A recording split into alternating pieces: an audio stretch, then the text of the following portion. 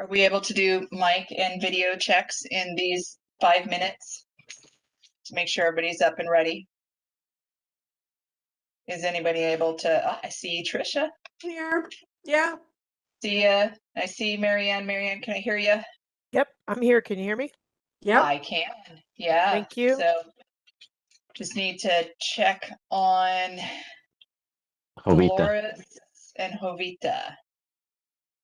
Are we able to see them as well by chance?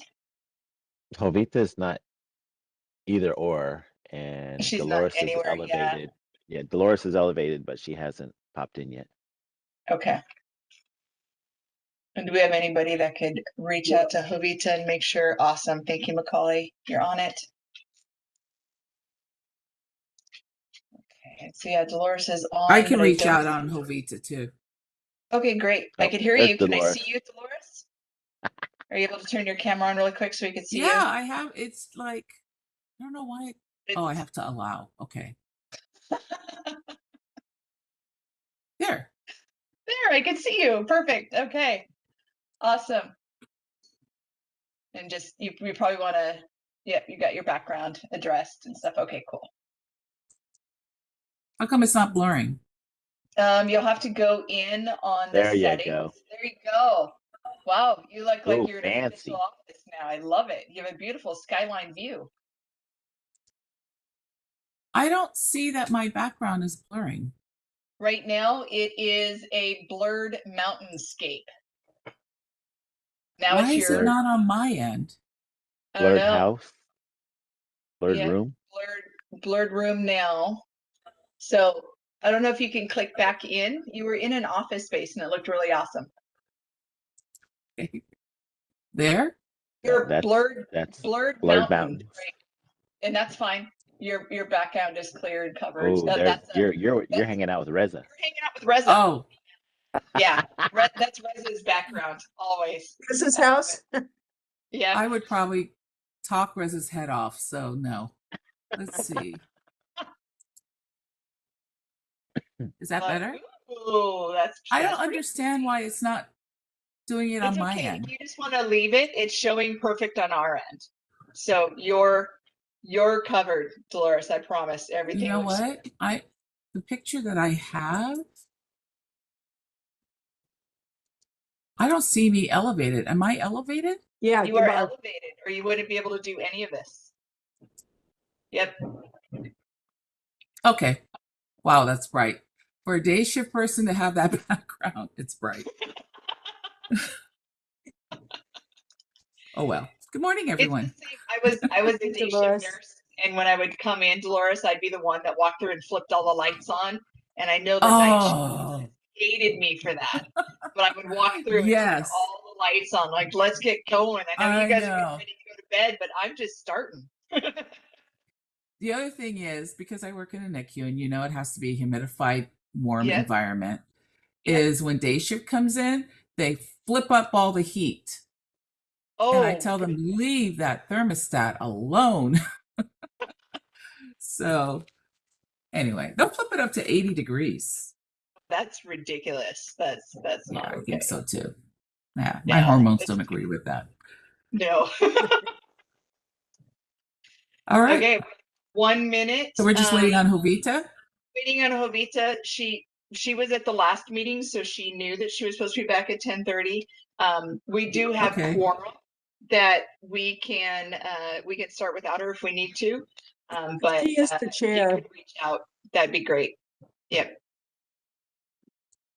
Okay, so it is 10:30 right now. I'm gonna ask that we update the slide to do a 10:35 start. That will allow for us to continue to work to try to get Jovita back on. I will give 5 minutes. But if she is not back on 5 minutes, I'm going to ask Trisha and Dolores if you guys would go ahead and start Sure. the meeting. But we'll give a 5-minute grace to try to get Jovita back on.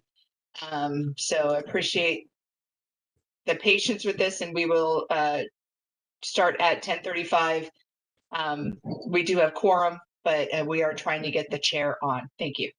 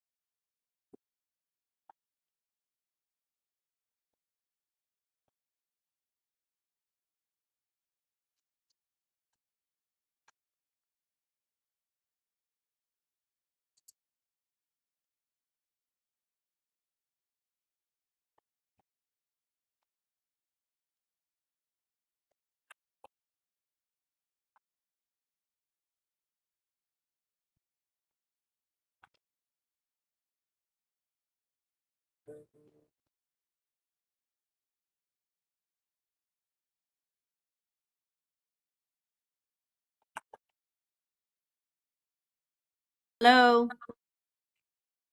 There she is.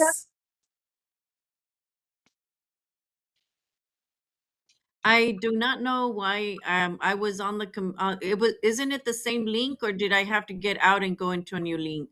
You, Oh, Should be It's the the same same link. link. you just stay connected. Yeah. All right. Okay, so we are going to wait till 10:35. So you have 2 minutes, Jovita. Just because we did tell everybody we were going to pause until 10:35 to allow you to come on.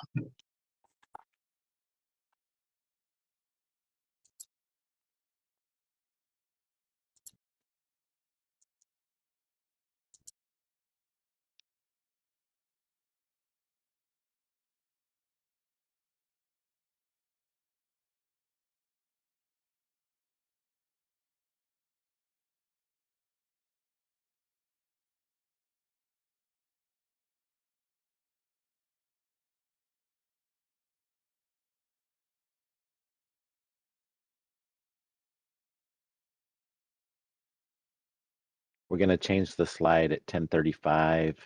Then I'm going to start the recording, and then Jovita, you can start after you hear this meeting is being recorded.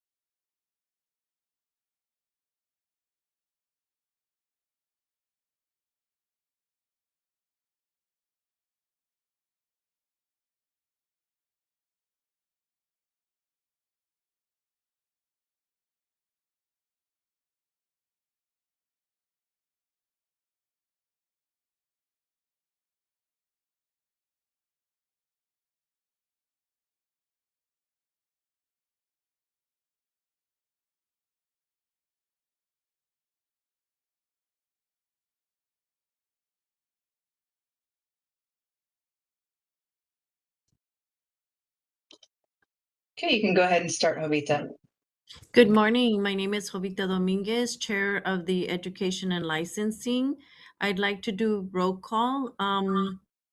I was appointed by Governor Newsom. President Trujillo? Good morning, everyone. My name is Dolores Trujillo, and I was appointed by Governor Newsom to fulfill the direct care provider role, and I am the current president of the board. Tricia Nguyen. Good morning, everyone. Tricia Nguyen. I was appointed by Governor Newsom in a public member role.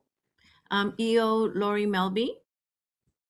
Thank you. I am Loretta or Lori Melby. I'm the board's executive officer appointed by the board. And Reza Peshuhesh. Good morning. This is Reza Pejuhesh, BRN Legal Counsel. Good morning. I believe the first, we will need to go to 2.0 for the general instructions of the teleconferencing meeting for the format.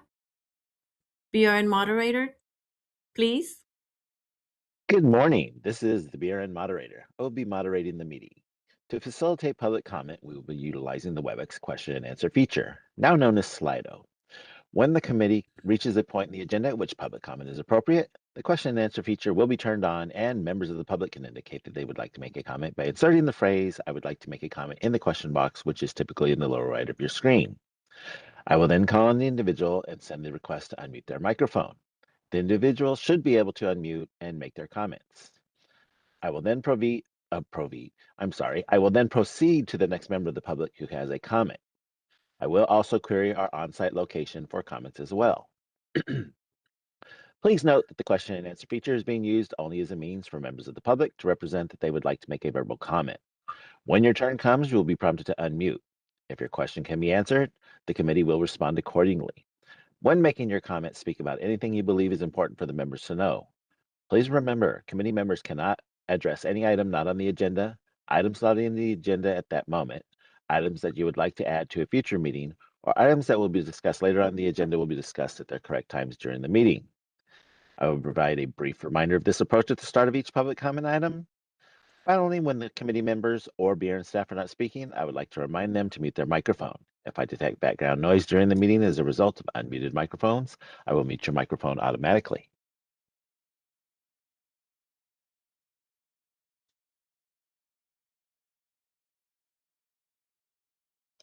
Jovita, you're on mute.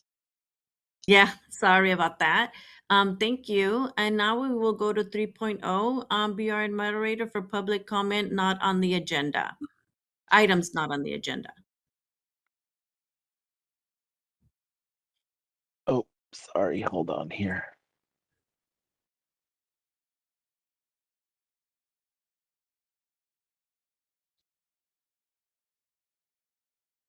Sorry, we will be opening for public comment now. I will be activating the question and answer feature. Please refer to the screen share for members of the public to see how they should type in their request for comment. I've activated the question and answer feature. Members of the public can indicate they would like to make a comment by typing into the question box, "I would like to make a comment." I'll pause for a moment for members of the public to type in, "I would like to make a comment."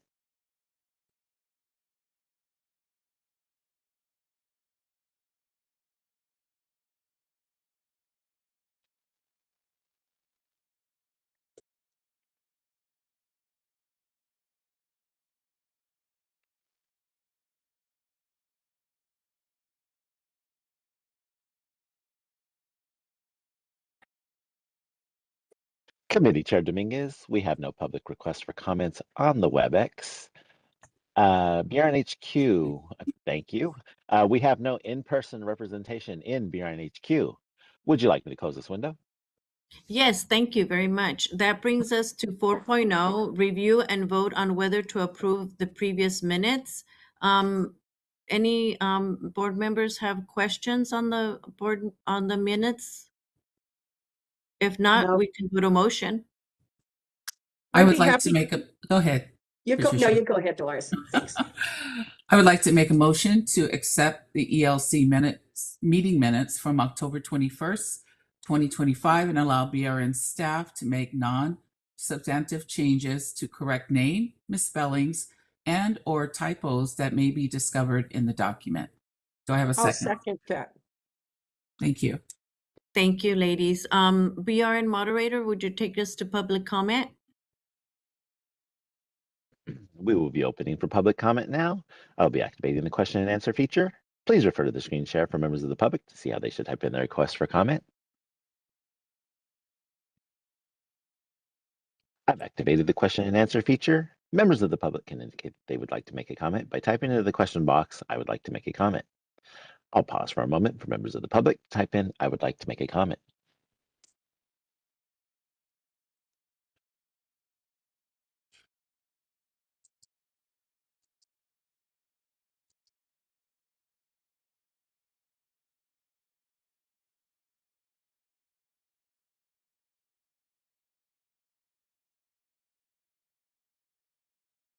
Committee Chair Dominguez, there are no public requests for comments on the WebEx. We have no in-person representation in BRNHQ. Would you like me to close this window? Oh, hold on, somebody real quick. Carrie Barnes would like to ask a question. 1 second, please.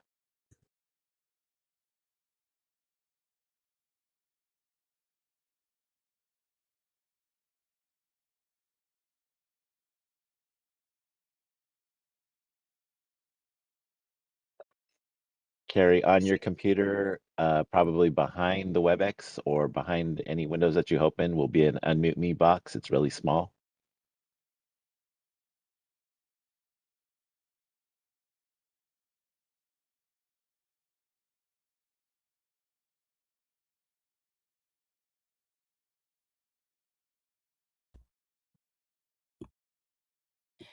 Hear me? Yep, there you go. There you go. I'm really sorry for the delay. My name is Kari Barnes, and I am a psychiatric nurse practitioner. I'm hoping I am asking this in the right forum. My apologies if not. I just became a psychiatric nurse practitioner in December 2024, graduated from University of Missouri, Kansas City, and found out that my DEA license is not approved for Schedule II. And I had just started a new job. I'm a long-term teacher at City College of San Francisco in the registered nursing department as well. I have been told that the reason that my advanced pharmacology coursework from University of Missouri, Kansas City did not qualify is for two reasons. One is that the California statutes were not included, and two, that the faculty was not doctorally prepared pharmacology expert, like a PharmD. And my understanding is that I'm going to need to take an entire new 3-unit semester course in pharmacology. And I'm confused by this because it seems to me that most of the faculty in California are not doctorally prepared pharmacology experts. And I just started a new practice as an NP, at a practice of 40 physicians. And, they're watching me with a microscope. And so if this is going to come up, it's going to do reputational damage to to nurse practitioners in general. And I am the first to applaud tightening up nursing education, but I teach pharmacology at City College.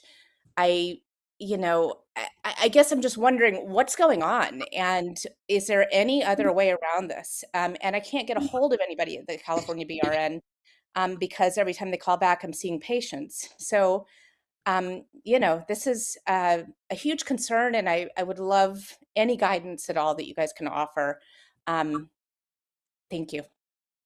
Thank you for that. The first thing I'm going to do is ask you to reach out to me via email. If you're on the rn.ca.com website, you can go ahead and go to contact me. My email address is there, and it's loretta.melby@dca.ca.gov. I will look into this, and we'll be able to get you some assistance with that. Just for some quick clarification, it is not required to have a PhD or a doctorally prepared person teach in a pharmacology course. They just have to be part of the development of the course. So that is a misconception, and we will work to find out where that was to clear that up. Additionally, most of the states do cover the California specific code of regulations as they are very general.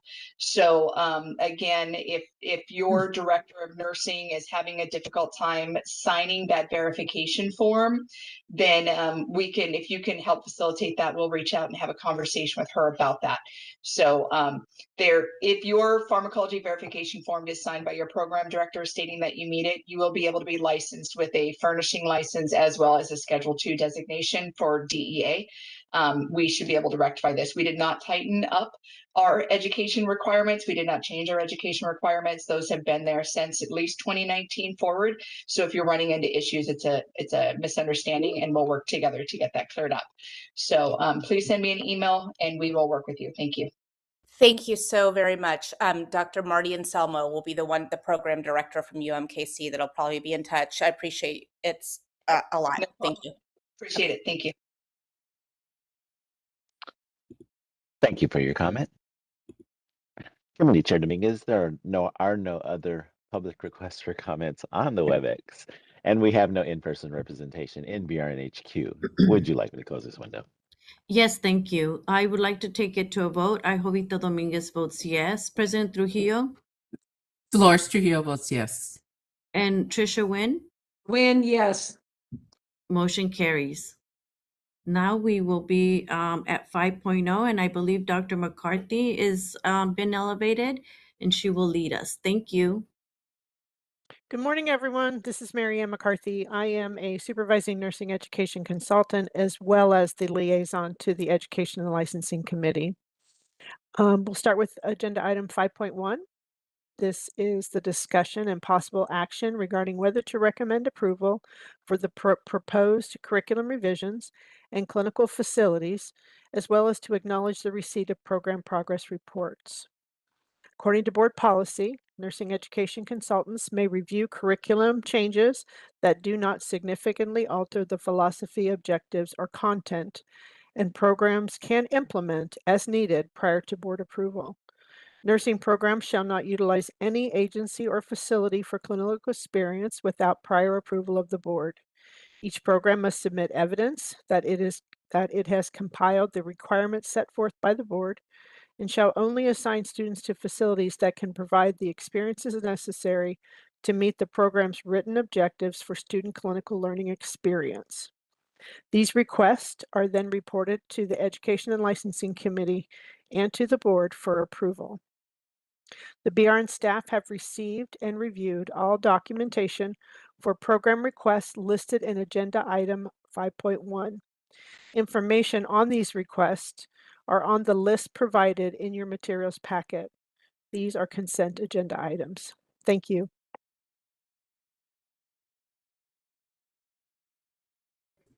Any board members have questions? Committee members?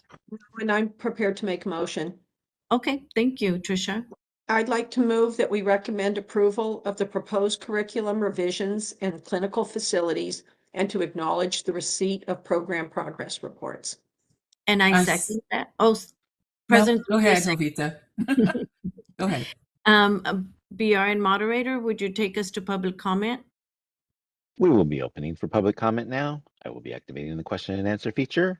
Please refer to the screen share for members of the public to see how they should type in their request for comment.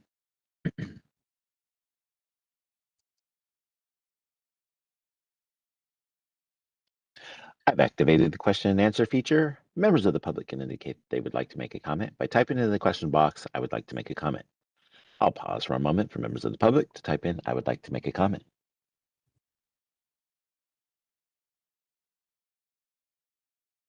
To be clear, this is for any of the schools listed on our agenda under item 5.1. There's quite a few there, so if anyone wants to speak on any of those schools, now's the time. At least as to this particular item.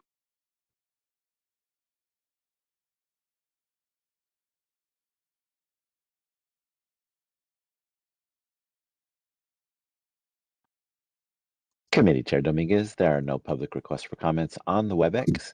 We have no in-person representation in BRN HQ. Would you like me to close this window? Yes, thank you. I'd like to take it to a vote. Dominguez votes yes. President Trujillo Dolores Trujillo votes yes. and Tricia Wynn. Win, yes. Motion carries. Thank you.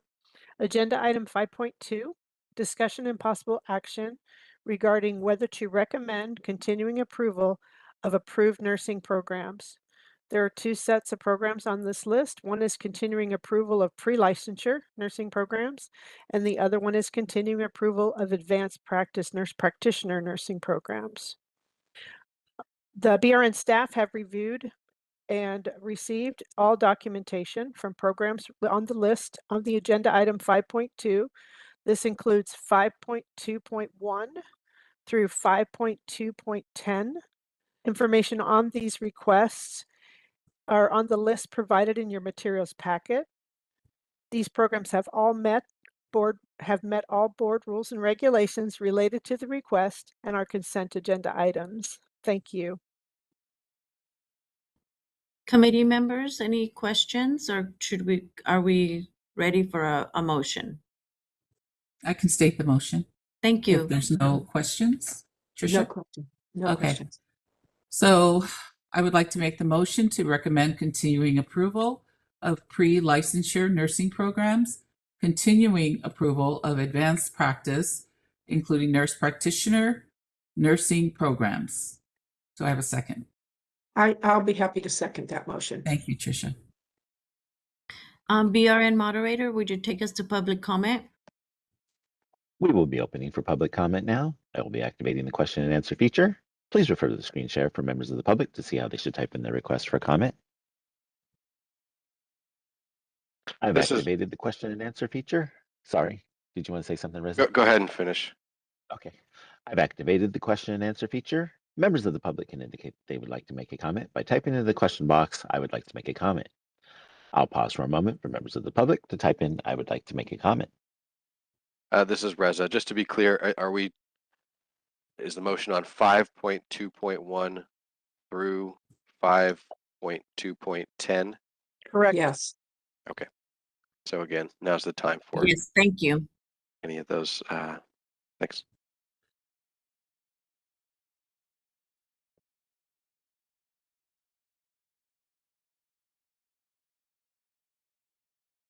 Committee Chair Dominguez, there are no public requests for comments on the WebEx. We have no in-person representation in Buren HQ.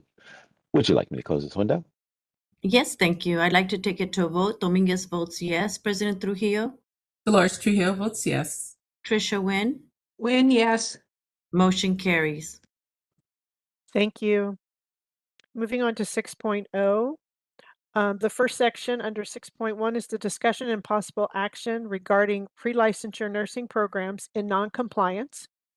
The board shall prepare and maintain a list of board-approved nursing schools in California whose graduates, if they have the other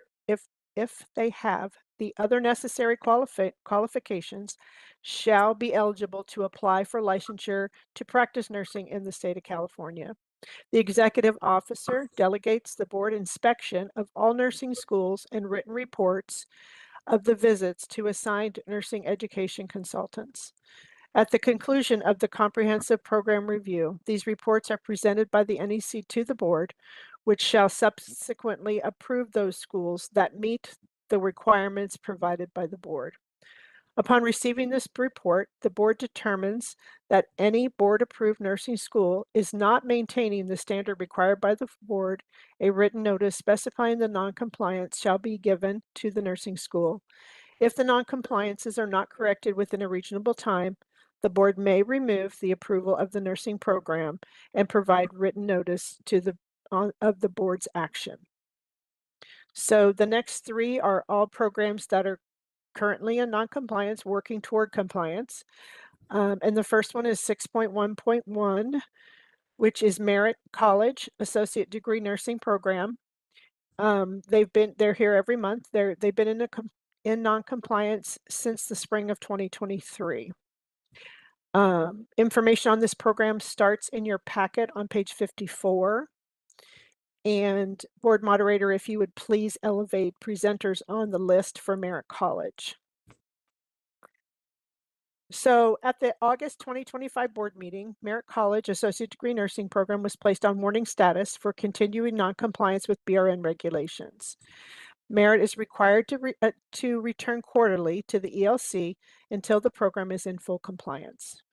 There was a new director hired in the July of 2025, and the program continues to work towards compliance. The program voluntarily held their admission in the fall of 25 to focus on the success of students who are graduating this spring. Each program writes an executive summary to submit, and this starts on page 55. This item can be information only, or if the committee prefers, it can be changed as needed. Thank you. I had a quick question. Go ahead, Tricia. Thanks, Dr. McCarthy. You know, as I read this agenda item, it seems like it's been a long time since, you know, they entered into non-compliance, but it also seems like they're working really hard to get into compliance and they're doing all the right things. So is that accurate? Yes, that is accurate. Okay. And they're all actually very close. Since they hired, there was very little movement until they hired the new program director Okay. in the summer.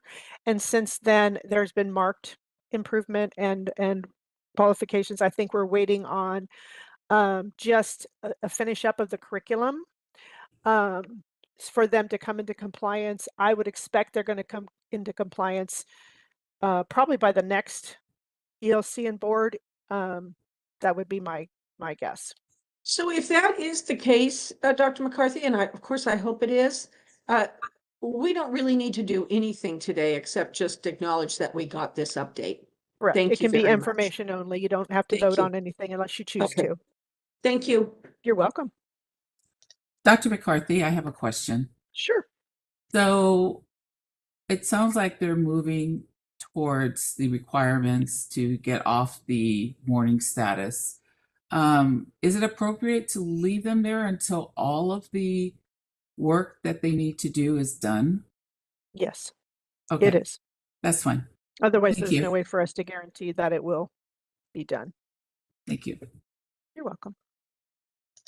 Yes, I'll provide a little more background into that. So in our regulations, when we have a program that is not making significant improvements to clear their non-compliances, the board is required to give specific instruction on what is required to come into compliance and give them 1 full year to allow for that to happen. And that is done with that warning status with intent to remove program approval. So if for some reason something were to occur in the next few months and we were to remove that warning status today, we would then have to start over. So at this point, they have a year to come into compliance. At the end of that year, after giving clear instruction, if they are not in compliance, the board would have the ability, as outlined in our law, to remove the program approval, and they would no longer be able to offer a nursing program in California.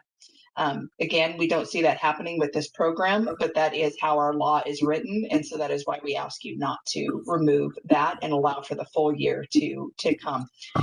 At the end of that full year, if the board chose to continue them in a warning status, they totally could. It is not something that says at 1 year, then you must remove their approval. So removing the warning status does not is not a benefit to anybody. Additionally, what that does is this communicates out to any potential student that this program has had some issues, and the board is aware of it. We do update our website, and it does show that the school that has a warning status with intent to remove program approval, it is visible, and they can take that into consideration on whether or not they want to enroll in a program that is having the significant issues that this program did. Once it is cleared, which again, according to Dr. Mary Ann McCarthy and according to the agenda item summary, it looks like it is in progress. It'll be cleared. They will have a full continued approval status, and that will change and be updated, and they'll go on for the next at minimum 5 years in that status, unless something else were to come up. So they're doing the right thing, and it's moving in the right direction. One thing that is not specific to the school that I do want to draw attention to on the top of page 55 is the executive summaries. And so Dr. Mary Ann McCarthy made mention in there that the executive summary is submitted by the school. We did go ahead and update in the materials and put a text box on the top of each one of the agenda item, each one of the executive summaries that states the information contained in this executive summary was provided by the approved nursing program and represents the program statements and assertions. Sorry, I said that every time. It does not reflect the views and positions or opinions of the Board of Registered Nursing, BRN, and has not been independently verified or fact-checked by the BRN. We did that because what we noticed is even though we know that the executive summary comes from the school and we don't take that in as this is something that is work produced by our NECs, then in a quick Google search, it doesn't come up like that.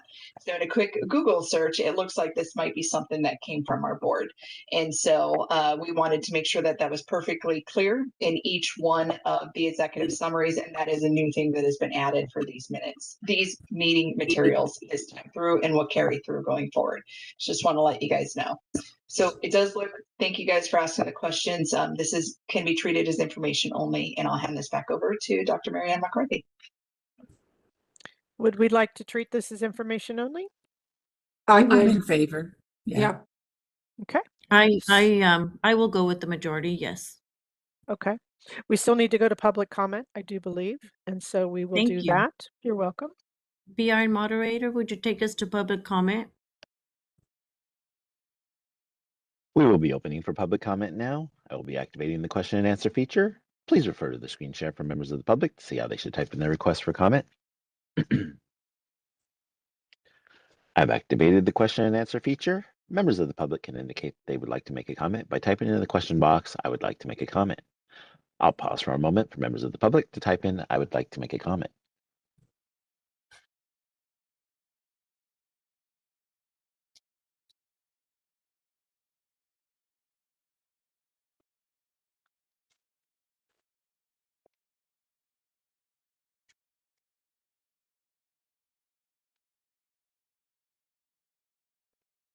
Committee Chair Dominguez, there are no public requests for comments on the WebEx. We have no in-person representation in BRN HQ. Would you like me to close this window? Yes, thank you. Okay, no need for a vote, so we're going to move on to 6.1.2. This is this discussion and possible action regarding a pre-licensure nursing program in non-compliance. This is Antelope Valley College Associate Degree Nursing Program. They have just come into non-compliance following a continuing approval visit. Information on this program can be found starting on page 61 of your packet. And board moderator, if you would please elevate presenters on the list for Antelope Valley. Antelope Valley had a routine continuing approval visit in October of 2025. During the visit, they were found to have 3 non-compliances. They have cleared 2 of the 3, and the program continues to work on 1424G to bring it into compliance. This regulation is faculty members shall have primary responsibility for developing policies, procedures, planning, organizing, and evaluating all aspects of the program. Each program, as we talked about earlier, writes an executive summary to submit with the materials, and theirs starts on page 62. And the representatives are here should you have specific questions. Thank you.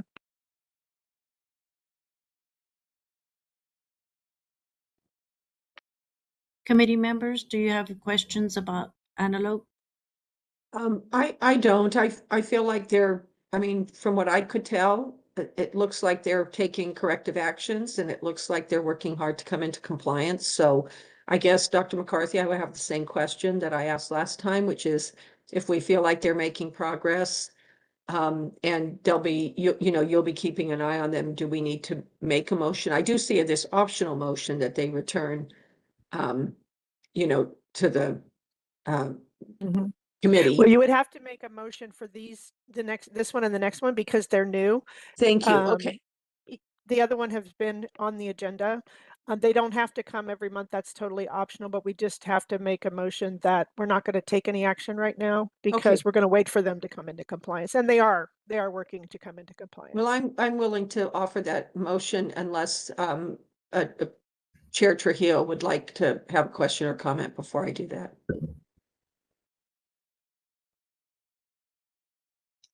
You're on mute, Dolores.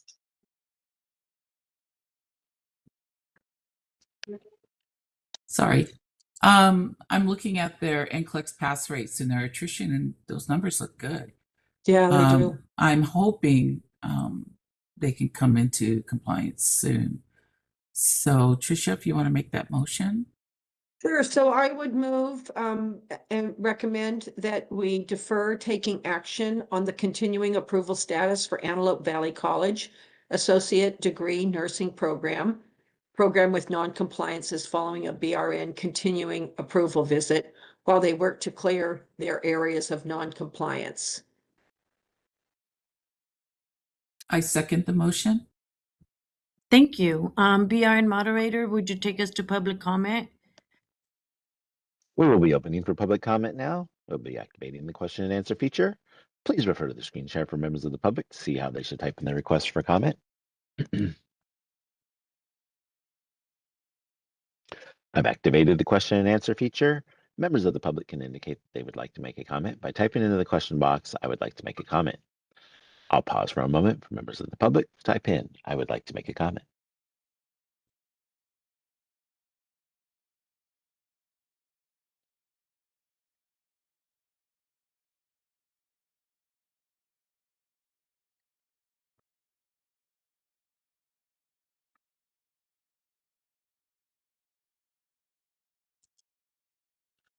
Committee Chair Dominguez, there are no public requests for comments on the WebEx. We have no in-person representation in BRN HQ.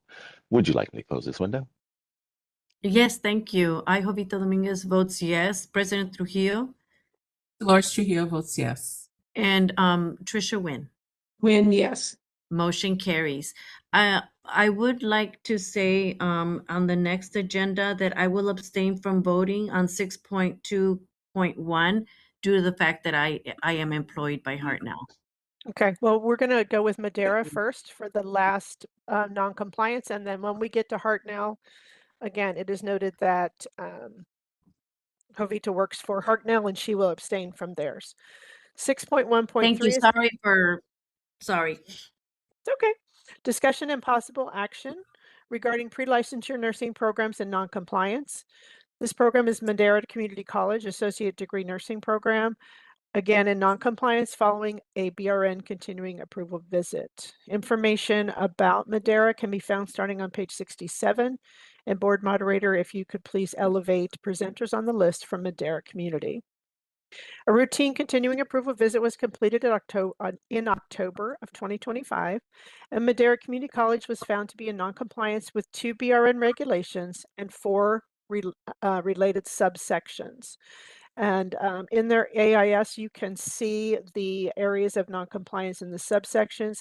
It all has to do with, most of it has to do with the administration and organization of the program, making sure they have enough resources, making sure they have adequate faculty, making sure their assistant director is knowledgeable and current and can take over should the director need to be covered for any reason. They also need to work on student participation, allowing students to be active in curriculum, instruction, and evaluation of the program. They are also in process of working on these things because their visit was in October. And the program has also have an executive summary that starts on page 69. The program representatives are here if you have specific questions. Thanks so much. I have a question. Sure. You know, on this one, it did seem just a little bit more kind of complicated administratively, and that, you know, their lack of full-time faculty, and it just seemed a little bit more complicated. Dr. McCarthy, without trying to put you on the spot, do you feel, and I read the letter from them, so it seems like they're taking all the right steps. Do you feel like they're on a good track and they're going to be able to knock out these non-compliances?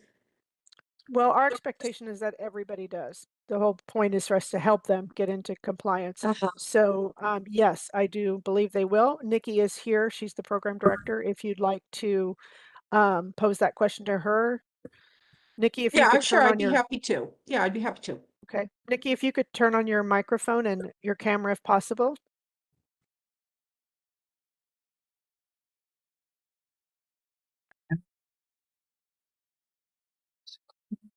There she is. There we go. Did you hear Hi. the question? Were you able to hear the question, Nikki, or would you like her to repeat it? If Ms. Nguyen could repeat the question, please. Absolutely. Yeah, sure. It did seem like there were just a number of issues involved with your faculty and your administration of the nursing program. And I was wondering, how optimistic are we that you're going to come into full compliance, in a timely manner? We are very optimistic, although we don't currently have any full-time faculty assigned solely to Madera. 2 full-time positions have been approved. Our first recruitment cycle closed back in October, and the hiring committee has met, and we've submitted the required documentation. And at this time, we're awaiting the release of the applicant materials from our HR department so that interviews can begin. We plan for posting the second position later in the spring 26 semester, and the projected start time for that position would be fall 26 semester. Thank you. So, Dr. McCarthy, then again, the question is, do we need a motion to defer taking action? Yes, Okay. we do. I'm ready to make that motion. So I'd like to move that we defer taking action on the continuing approval status for Madera Community College Associate Degree Nursing Program with non-compliances following a BRN continuing approval visit while they work to clear the areas of non-compliance. I second that. This is Dolores Trujillo. Can I also ask that you consider to do the optional motion as well? This one here Sure, has some yeah. areas of I'd be happy non-compliance to as include well. that. And, Recommend that Madera return to the ELC and the board in 1 year with quarterly reports to the assigned NEC. And I second that. This is Dolores Trujillo. Thank you. BRN moderator, would you take us to public comment?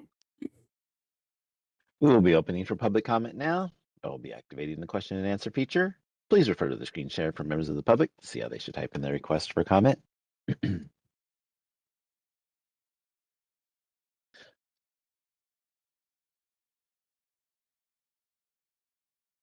I've activated the question and answer feature. Members of the public can indicate they would like to make a comment by typing into the question box, "I would like to make a comment." I'll pause for a moment for members of the public to type in, "I would like to make a comment."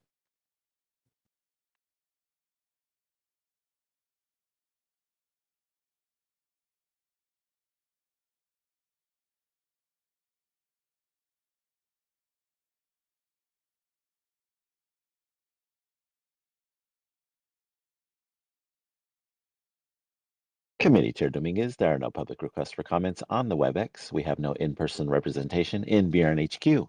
Would you like me to close this window? Yes, thank you. I'd like to take it to a vote. Dominguez votes yes. President Trujillo? Dolores Trujillo votes yes. Trisha Wynn? Win, yes. Motion carries. Thank you very much. Moving on to agenda item 6.2.1, discussion and possible action regarding a request for an enrollment increase for an approved pre-licensure nursing program. So the next section will be programs asking for an enrollment increase. This is Hartnell College Associate Degree Nursing Program, and this is the one that Jovita is going to abstain from. Information on this program can be found started on page 74 of the packet. And board moderator, if you could please elevate presenters on the list for Hartnell. Hartnell College is requesting an enrollment Real increase. quick, Marianne, sorry, this is Reza. Jovita, do you mind just going off camera during this one?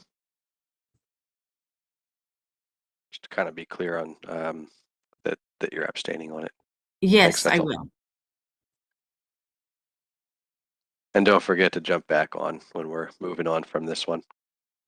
We'll call her. I will.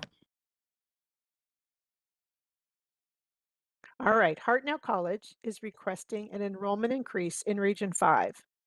Their current enrollment pattern is 50 students a year every fall. Their proposed enrollment pattern is 75 students every year in the fall, which is an increase of 25 students annually.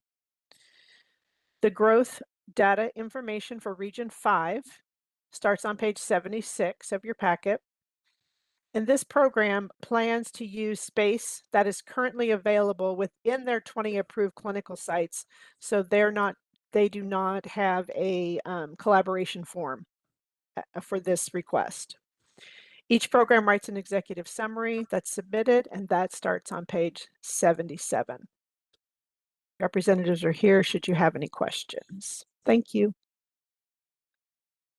Since Jovita isn't here, I'm just gonna pose a question if that's okay. Of course. Or a comment, really. I didn't have a question on this one. It's a very modest Very. increase. I thought Mhm. their scores were high, their attrition rates are low, they have a plan going forward. I was kind of curious why there wasn't there wasn't the grid that we see on the other schools, but I understand that now completely. I'm supportive of this proposal. Thank you. Yes, we only require the grids if they are not able to absorb it in their current clinicals. Okay. And so for enrollment increases, we look at 16 CCR 1427. In 16 CCR 1427, it says that you must take in consideration the addition of at least one clinical group would have on any additional clinical site. Because this program plans to absorb it based on working through some of their administrative items at the school. It did not affect the community at all, and it did not require any reach out to the clinical sites, as well as reaching out to any schools that are affiliated with those clinical sites. And so there is no collaboration that needs to occur because they are already they are doing their collaboration within their school, getting that worked out. So this was a good one that just shows that the resources are already there and they're not going to have any effect on anything other than their own. Thank you, Lori. Mhm. I don't have any questions. I'm prepared to do a motion Yeah, unless please you have do. a question. Okay. No, I'm good. Thank you. So this is item 6.2.1. I recommend acceptance of the enrollment increase for our approved pre-licensure nursing programs. Hartnell College Associate Degree Nursing Program. The enrollment number they currently have is 50, I believe, but now they Mhm. want to go up to 75 per year. Is that correct? Because I'm not looking Yes, at. and I second that. And I Okay. second that. Thank you. Okay, proposed enrollment pattern, 75 students a year every fall, an increase of 25 students annually. Second. Thank you. Thank you. BRN moderator, will you take us out to public comment, please? We will be opening for public comment now. I will be activating the question and answer feature. Please refer to the screen share for members of the public to see how they should type in their request for comment.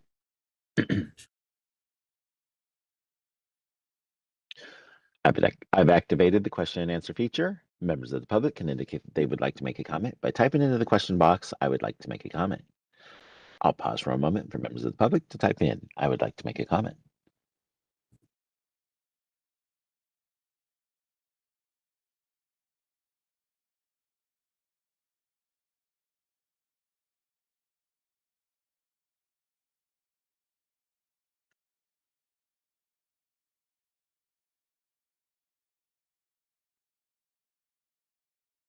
Committee Chair Dominguez there. Oh, I'm sorry. Okay. Let's see. I will go with Board President Trujillo. There are no other public requests for comments on the WebEx. We have no in-person representation in BRN HQ. Would you like me to close this window? Yes, thank you. Thank you. So there's a motion on the floor. Dolores Trujillo votes yes. Patricia Nguyen? Win, yes. Thank you. Thank you very much. And then we'll just note again that Jovita has abstained. And so Jovita, you can come back on and you could pick us up at 6.2.2 Santa Barbara City College. Okay, moving forward, 6.2.2, the discussion and possible action regarding a request for an enrollment increase for an approved pre-licensure program. This is Santa Barbara City College Associate Degree Nursing Program. Information on this program can be found on page 83 of the packet. And board moderator, if you would please elevate the presenters on the list for Santa Barbara City. Santa Barbara City is requesting an enrollment increase in Region 5. They currently enroll generic students, 32 students every fall and spring for 64 students annually, and 10 advanced placement students a year in the fall for an enrollment of 10 annually. What they'd like to do is they'd like to increase their generic enrollment only for 42 students every fall and spring, 84 students annually. This is an increase of 20 students annually with no change to the advanced placement. Growth data information for Region 5 is on page 85. And they do have an academic collaboration form, which starts on page 86, as well as their executive summary, which starts on page 87. Thank you. And then just a quick information on the academic collaboration form. So you guys will see that the top line is grayed out for Santa Barbara City College. That designates that this is their one. And then when they reached out to Cottage Hospital, they found that Westmont and Cal State University Channel Islands additionally used Cottage Hospital. And so what you will see is what the hospital has provided them with information about those other two academic institutions that are utilizing that site. And then you'll be able to see what they did regarding collaboration for that. With an enrollment increase of only asking for an additional 20 students on a yearly basis, they're able to absorb that in all of their clinical sites without causing any issue. With the exception of Cottage Hospital. So Cottage Hospital, they would have to have 10 students on a Wednesday, 7 to 7 on a med-surg unit.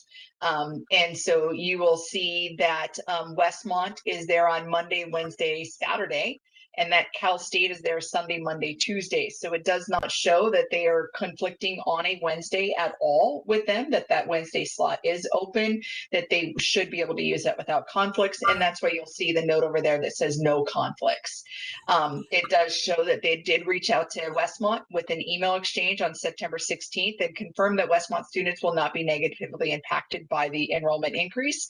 And then on Cal State University Channel Islands, they did say that there was not a response, but then on September 18th, following a phone conversation with Cottage Hospital Education Director Shelley Algio, and I'm probably said that wrong, I'm sorry, it was confirmed that no students will be negatively impacted by the enrollment increase. And so what that states there is that Wednesday is open. And so they're taking the open slot at College Hospital for 10 students. The other 10 students in this 20 student increase were able to be absorbed in their own clinical rotations that they already have at this program.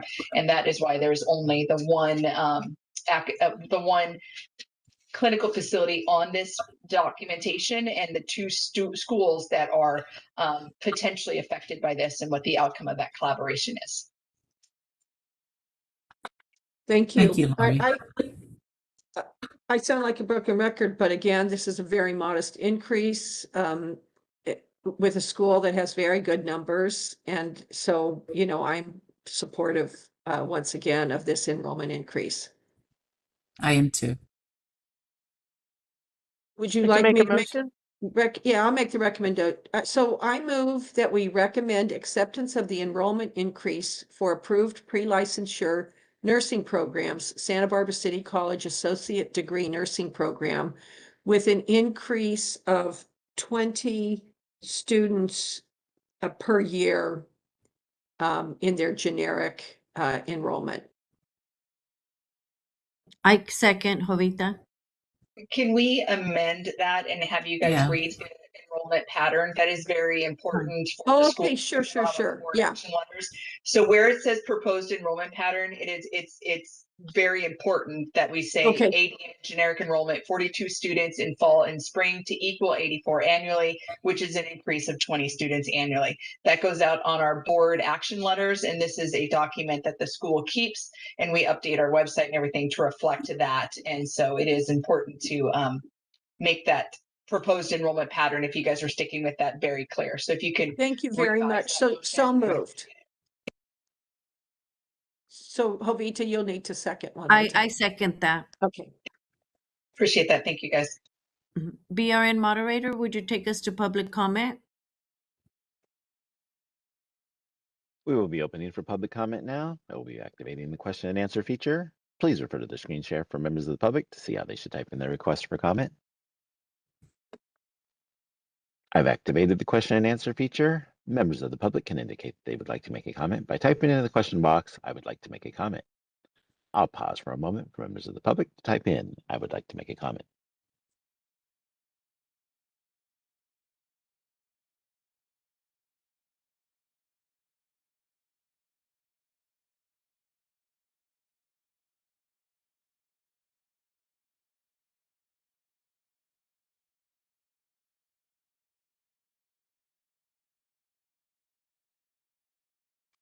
Committee Chair Dominguez, there are no public requests for comments on the WebEx. We have no in-person representation in BRN HQ.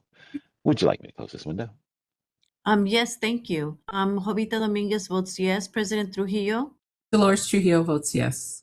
and Tricia Wynn. Win, yes. Motion carries. Thank you very much. 6.2.3. This is the discussion and possible action regarding a request for an enrollment increase for an approved pre-licensure nursing program. This is the University of San Diego entry-level master's nursing program. Information on this program can be found starting on page 90 in your packet. And board moderator, if you would please elevate the presenters on the list for University of San Diego. USD is requesting an enrollment increase in Region 10.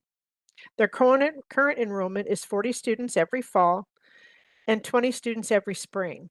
They're proposing an enrollment of 50 students every fall and 50 students every spring, with an increase of 40 students annually. The growth data information for Region 10 starts on page 92. And this program also has made adjustments. They have reduced their clinical hours and shortened their program by 1 semester, which allows them to absorb all the students that they need without impacting clinical facilities for other programs. So they also do not have a collaboration forum because they're going to absorb by shortening and bringing their clinical hours down, but still within board regulation. Each program writes an executive summary, which starts on page 93. If you have any questions, the representatives are here. Thank you.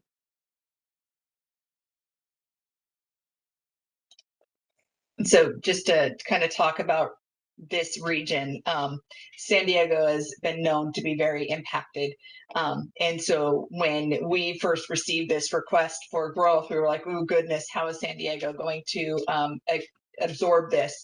And so it was very key that this program worked diligently within what they could to not have any negative effect on any of the other schools in the area and utilize the resources that they already have. And so that again is why you don't see a collaboration form, because they do not need to collaborate any additionally more than what they're already doing with their current enrollment. So by decreasing down to the 500-hour minimum direct patient care, increasing their use of simulation, et cetera, they're able to absorb these in their current clinical rotations. And so that is how we are able to look at this in an area of noted clinical impaction and resources in this area. So we'll ask you guys to consider this.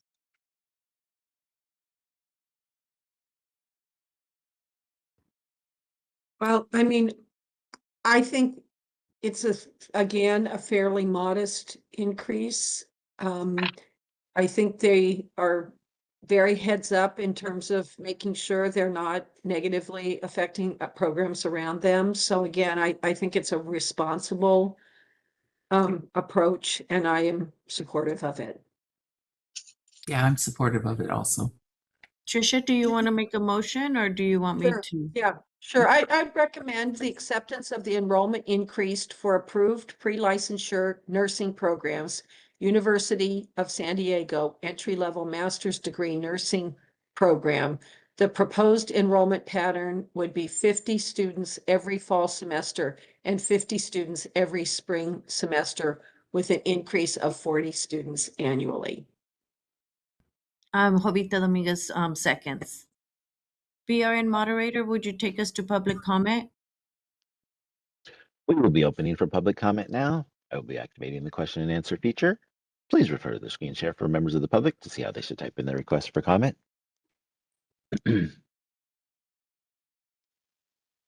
I've activated the question and answer feature. Members of the public can indicate they would like to make a comment by typing in the question box, I would like to make a comment. I'll pause for a moment for members of the public to type in, I would like to make a comment.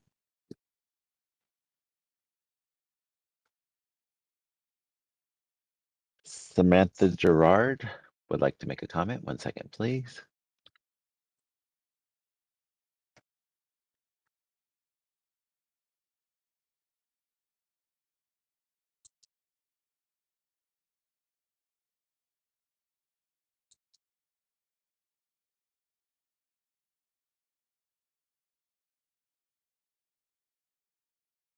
Samantha, you're unmuted.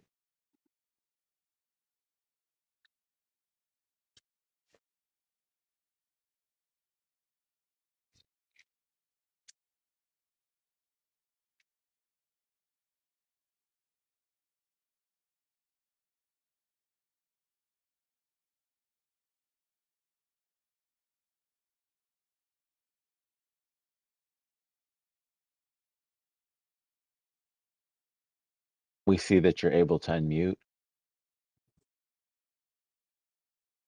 but we can't hear you.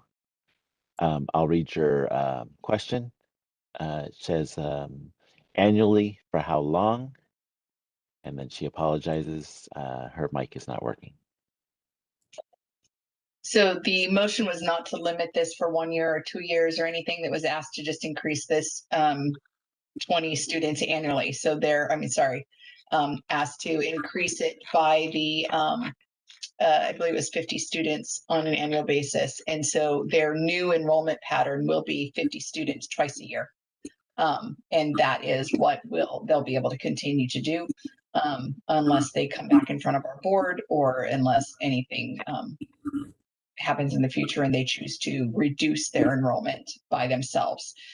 So schools are allowed to reduce their enrollment. They are not allowed to increase their enrollment. And so after the vote and the motion passes today, the USD enrollment pattern will be 50 students twice a year for a total of 100 students annually moving forward. And she says to confirm 100 new students annually. Sorry if you answered that. Yeah, so right Mhm. now they enroll 60 students annually at 40 students in the spring and 20 students in the fall. This would be 50 students in the spring, 50 in the fall to be 100 students annually. They are only increasing 40 students this one time, and that will then change their enrollment numbers to being 100 annually going forward, unless they come back in front of the board and ask for an increase, or if they come back in front of the board for any non-compliances, our board could make a motion that would decrease their enrollment at that point. But at this point, after public comment, if our board votes to approve this, they will be taking in 50 students twice a year to equal 100 students. Is that correct, Samantha? Got it. Thank you. So This is Reza. So for the commenter, hopefully that clarification is helpful. If you do have concerns about that enrollment pattern, now would be your opportunity to express those to the committee before they make a decision on the motion that's pending. Otherwise, if the committee approves that motion, it would go forward to the board for to make that recommendation effective, at which point you'd have another opportunity to address it, but now would really be the time as the committee is kind of digging into it more deeply.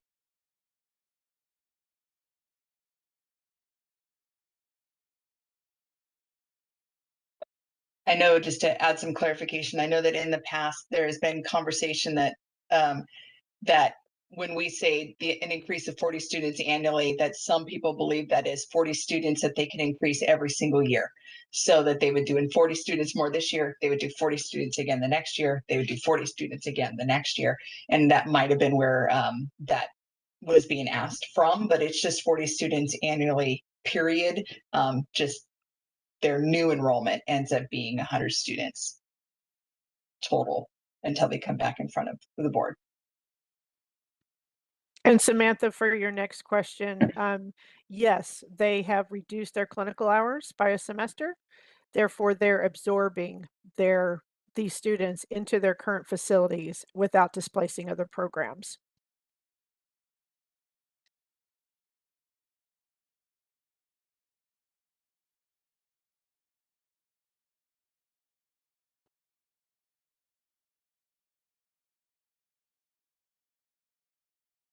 Do we have another person, board moderator? we do. I'm waiting to see if Samantha was going to answer that.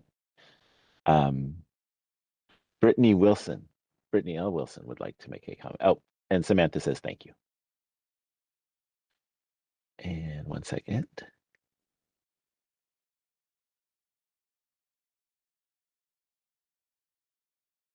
Hi, this is Brittany. So Samantha did ask my clarification question that there's a reduction in educational hours, clinical hours, to accommodate the Yes. additional students. Okay. Yes.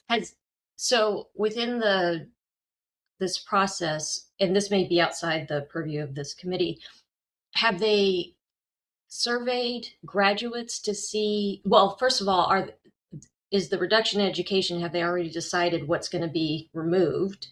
And then has there been any kind of query to the graduates of, do they feel like those were fundamental, important educational opportunities that are now going to be missed by 100 students as opposed to I lost track of the numbers, the 80 or whatever that have been going through? It's okay. I'll jump in really quick and just kind of do this explanation. So in our last sunset bill, that was asked that we as a board reduced our direct patient care clinical hours to 500. That did not decrease the clinical hours overall for the program. So all of our programs are still required to meet the 18 semester units for licensure.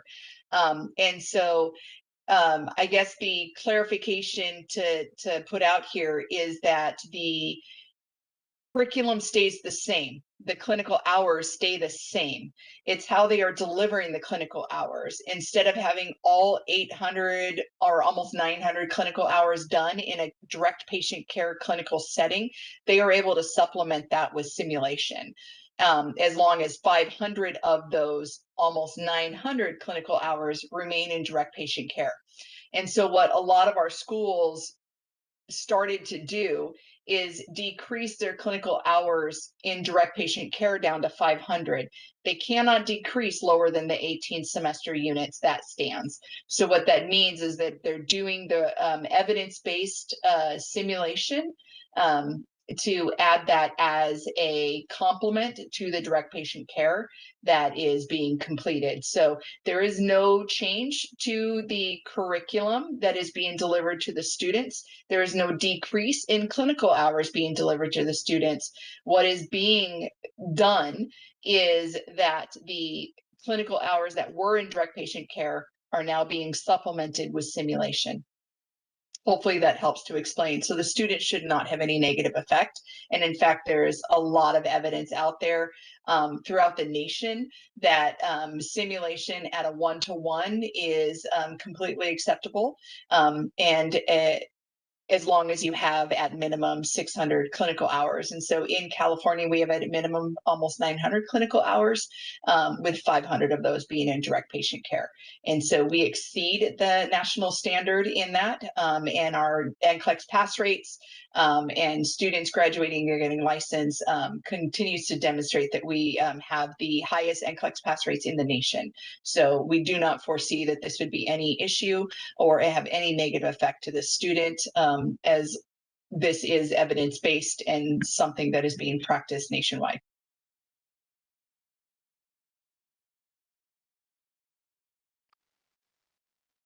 And then, Lori, can you see the comment from Samantha? I do not. Let me try to open that. I don't see it on my end. I'm probably viewing something incorrectly. Click on Slido. The portion of direct and indirect are revised to decrease direct care and increase indirect care. I can see how you're seeing that. Yes. The licensing requirement stands at 18 semester units. That stands for everybody. That's our minimum licensing requirement. When we went to a minimum 500 hour, that puts it at about a 44% sim. And again, the evidence states 50% sim in a 1-to-1, so we're at about 44% across California if they're able to decrease that. It does not decrease the clinical hours. The clinical hours stand. It's how the clinical hours are delivered. Are they in direct patient care or are they done in a simulated learning environment? All still have to be clinical based, all still have to meet the clinical objectives, and all have to go towards the graduate objectives and have, we track all of that. So they did not do a curriculum change to decrease their clinical hours. What they did was show and demonstrate to us that they are doing at minimum our licensing standard of 500 that has to be met, and that the other hours that are above the 500 direct patient care can be done in any modality that meet their clinical hours, and that is consistent across the board.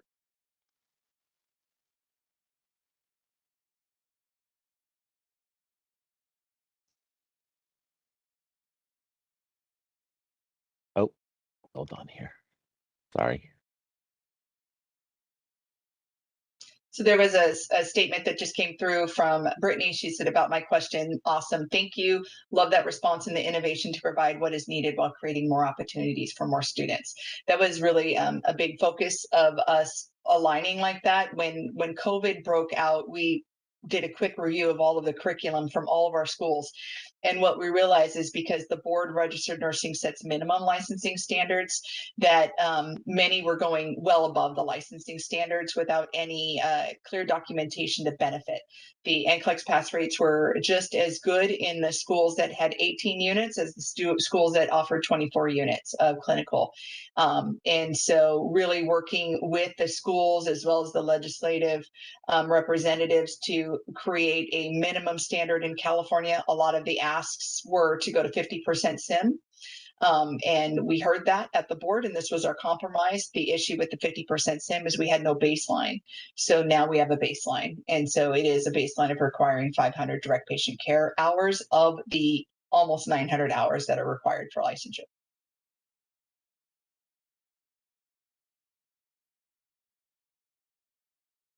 I'm just waiting for a response, and It's okay. if not, Committee Chair Dominguez, we have no other requests for comments on the WebEx. We have no in-person representation in BRNHQ. Would you like me to close this window? Yes, thank you. Jovita Dominguez votes yes. President Trujillo? Dolores Trujillo votes yes. Trisha Wynn? Win, yes. I do have a question out to you guys before we move on to the next one. It is 11:43. I know I've been approached by a member that we are asking for a quick break. We've been going at this since 10:30, so over an hour at this point. I'd like you to consider with that break that our board staff, even though you guys joined at 10:30, our board staff has been going strong since about 8 o'clock this morning. So instead of a short break, we would request a consideration of a lunch break for our staff, if that is something that you guys would be wanting to entertain. It is close to noon. It's not quite noon. But if you guys are wanting to do that, we can break now for a lunch break and maybe return at about 12:30 if that's something, or 12:45, whatever you guys want to do. And we could pick up at Vanguard 6.2.5. I am we- open to that. 6.2.4. Yeah, 6.2.4, Oh, sorry. Miracosta. Miracosta, Yeah. I apologize. We'll pick up at 6.2.4 at Miracosta. So I guess the deciding ask is at 12:30, 12:45. Do you want 45 minutes or do you want an hour? 12:30 is. Will the staff be able to do If 45? we do or- 12:30, that'll give them a 30-minute lunch. And because 15 minutes is getting everybody back on and getting everything set up and doing mic Yeah. and audio checks, right? So then staff would get 30 minutes. If we did until 12:45, staff would get 45 minutes and then 15 minutes to get everybody back on and up and going so that we can do an official start right at 12:45. It's up to you guys. I don't have a preference. Whatever is, with the staff, we need to consider the staff. So maybe we should do We can do 12:45. 45 minutes for the staff, which means Sure. David have 15 minutes. So if we return at the meeting will resume at 12:45. We ask board members, committee members, everybody to start back here at 12:30. It'll give us 15 minutes to get everything on and up and going. So break for everybody until 12:30. Start the meeting at 12:45. Okay, Thank you guys. Okay. Good. thanks.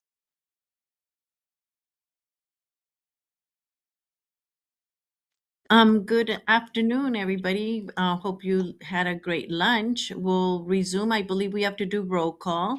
Jovita Dominguez present. President Trujillo, Dolores Trujillo present. Trisha Wynn, Win, present. Eo Melby, Present. and Reza Peshuhesh, Reza's here. and Dr. Marianne McCarthy. I'm here. All Welcome right, back. we're all present. All right, we're going to start off this afternoon with agenda item 6.2.4. And this is discussion and possible action regarding a request for an enrollment increase for an already approved pre-licensure nursing program. This is Miracosta College Associate Degree Nursing Program. Information on this program can be found starting on page 98 of your packet. And board moderator, if you would please elevate the presenters on the list for Miracosta. Miracosta is requesting an enrollment increase in Region 10 Their current enrollment pattern is 60 students annually. 20 are generic students 2 times a year, which equals 40, and then 20 LVN to RN students once a year, giving the 20 and the 40 together to make 60 students. What they're proposing is to, for the generic ADN, they want to do 25 students twice a year, 50 annually, which is an increase of 10 students. And they want to do 28 students once a year, which would be 28 students annually, which is an 8 student increase in the LVN to RN. So they're wanting to increase by 18 students total annually. The growth data information for Region 10 starts on page 100, and their academic collaboration with their facilities is on page 101. And they also, as each program does, has an executive summary that starts on 102. They have representation here, should you have any specific questions. Thank you. And to provide some clarification on the collaboration form, there is 2 sites that were noticed, Continuing Life Skilled Nursing and Tri-City Medical Center. And what you'll see is that they're looking for only 4 preceptor students in each one of those. It's not a full clinical group. It is 4 precepting students. They call them apprenticeship students. And so what that typically does is a 1-to-1 placement. So the rest of the 18 students that they plan to enroll annually is absorbable into their current clinical rotations and did not require additional clinical spots or groups. One of the things I do want to point out just as an educational piece around doing generic and LVN to RN students, although that type of enrollment is what has been done in the past and can continue to happen, we do have a requirement in our law that even if you had a only generic ADN program or BSN or entry-level master's program, that you would still be required to do education for previous learning experience. You would have to grant like transfer credit, club credit, some kind of credit for that. So even though students are still doing a separation of these are our generic students and these are LVN students, that is not a requirement. And so they could do just an increase, and then they could choose that if I want to increase by 100 students, all of them could be generic, all of them could be LVN to RN step up. They could be a mix of anything that they want them to be. So this is just representative of how a school might determine their resources. When you're looking at an LVN to RN student step up, a lot of times they get clinical credit for like fundamentals or OB or PEDS. And so it might be a resource allocation issue. If they're looking at that, it may not be. But just putting that out there, I know that this is a very specific request that the board is being asked to consider, but that is not a requirement by our board. That is a request from the school. They do not have to separate them out that way. Vita, I have a comment and maybe a question. I appreciate very much these kinds of proposals that come in front of us that, are modest, and it's a school that's doing really well. And they have done what they needed to do in terms of, getting their ducks in a row in terms of placements and things like that. The one question I had on, the NCLEX scores at this school are great, but the attrition Fantastic. rate was kind of all over the place. Mhm. And I just wondered what was going on there. I mean, you kind of expected to see it in 2020 and maybe 2021, but it kind of continued. And I just was, kind of curious as to what accounts for that. So I'm going Yvette? to actually redirect just a little bit for you on that one. The 2020, by the time our schools were really affected by that, COVID, we didn't really see a lot of attrition in 2020. They still had adequate clinical sites. And what happened when COVID hit is many of them were able to complete because they'd already met the requirements. And so we would fully expect to see 21 and 22 and Okay. potentially even going into 23. So you could see 21, 22, that Yeah. attrition year, that's our COVID year. That's our Okay. academic COVID year. And then Okay. you would see 22, 23 is when clinical sites were starting to finally open back up. Vaccinations were, instead of being a requirement, were being kind of like asked instead of mandated, because we lost a lot of students during the vaccination mandate. And so there was, just to redirect you guys on that one, looking at those, the 21, 22 would be the largest effect on attrition, and the 22, 23, you should see it starting to settle back down. And so we're looking where before COVID, after COVID looks to be like their normal numbers. So just to kind of redirect what we saw happen across all of our programs on when that attrition rate really kicked in. Thank you. Thanks for that clarification, Lori. And I will start looking at attrition rates through that lens. But then in 2024, 2025, again, there was another spike of 13.5%. We just don't see that very much, at in schools. So just wondering what was going on there. Yvette, go ahead and address. Thank you. And so this is a combined attrition rate you're looking at for 24-25. And historically, our attrition rates for our generic RN program, our traditional, is typically between 5 and 8%. Where we continue to have issues with our attrition rates has to do with our LVN to RN students and programs. We have continually increased and our student support for these students by offering tutoring in every session, in every semester of the program. We have added specialty workshops such as dosage calculation, as well as academic success in nursing programs. So we do closely monitor these attrition rates and are working diligently to add more student resources to help the students. Additionally, we have a nursing retention specialist, and we have increased their hours along with that of tutoring. Thank you very much for that. You're welcome. It puts it more to light. This is Jovita. Thank you. Of course. So I was going to add one more detail there that just we're seeing across the nation as well as statewide. So you're noticing that LVN to RN, those are ones that are currently licensed. Their attrition rate is a little bit higher. The other thing to take into consideration is immediately post-COVID, there was a lot of burnout or moral fatigue, all that kind of stuff that they would really complain about the post-COVID effects. And so that is something to take into consideration for the current licensees. And that could also have been playing into why we might have seen a spike in LVN to RN step up attritions as well, that were not necessarily program specific. Thank you. If there are no other questions or comments, I'm prepared to make a motion. Go ahead, Trish.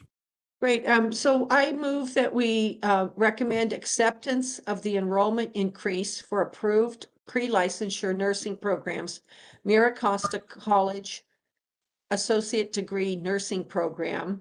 The proposed enrollment pattern is generic ADN, 25 students twice a year, which is 50 students annually, an increase of 10 students annually, and LVN to RN, 28 students once a year, 28 students annually, an increase of 8 students annually. I second your motion. This is Dolores Trujillo. Thank you. BRN moderator, would you take us to public comment, please? We will be opening for public comment now. I'll be activating the question and answer feature. Please refer to the screen share for members of the public to see how they should type in their request for comment.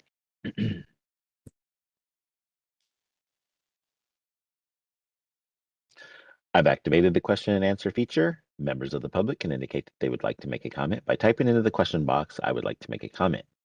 I'll pause for a moment for members of the public to type in, "I would like to make a comment."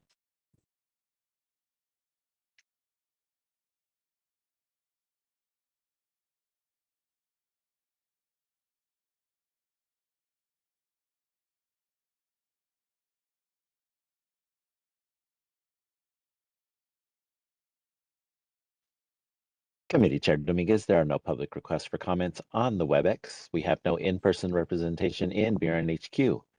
Would you like me to close this window? Yes, thank you. Jovita Dominguez votes yes. President Trujillo Dolores Trujillo votes yes. and Trisha Wynn. When, yes. Motion carries. Thank you. Thank you. Moving on to 6.2.5. This is discussion and possible action regarding a request for an enrollment increase for an approved pre-licensure nursing program. This is for Vanguard University Baccalaureate Degree Nursing Program. Information on this program can be found starting on page 107 in your packet. Board moderator, if you would please elevate the presenters on the list for Vanguard. Vanguard is requesting an enrollment increase in Region 9. They currently enroll 30 students one time a year for an annual enrollment of 30 students. They're proposing an enrollment pattern to increase to 30 students 2 times a year for an annual enrollment of 60 students. This is a change in the enrollment frequency, adding 1 additional cohort. So this would increase them by 30 students annually. Their growth data information for Region 9 starts on page 109, and the academic collaboration for this program starts on 110. They have also, as everyone does, submitted a executive summary, which starts on page 112. Representatives are here should you have specific questions. Thank you.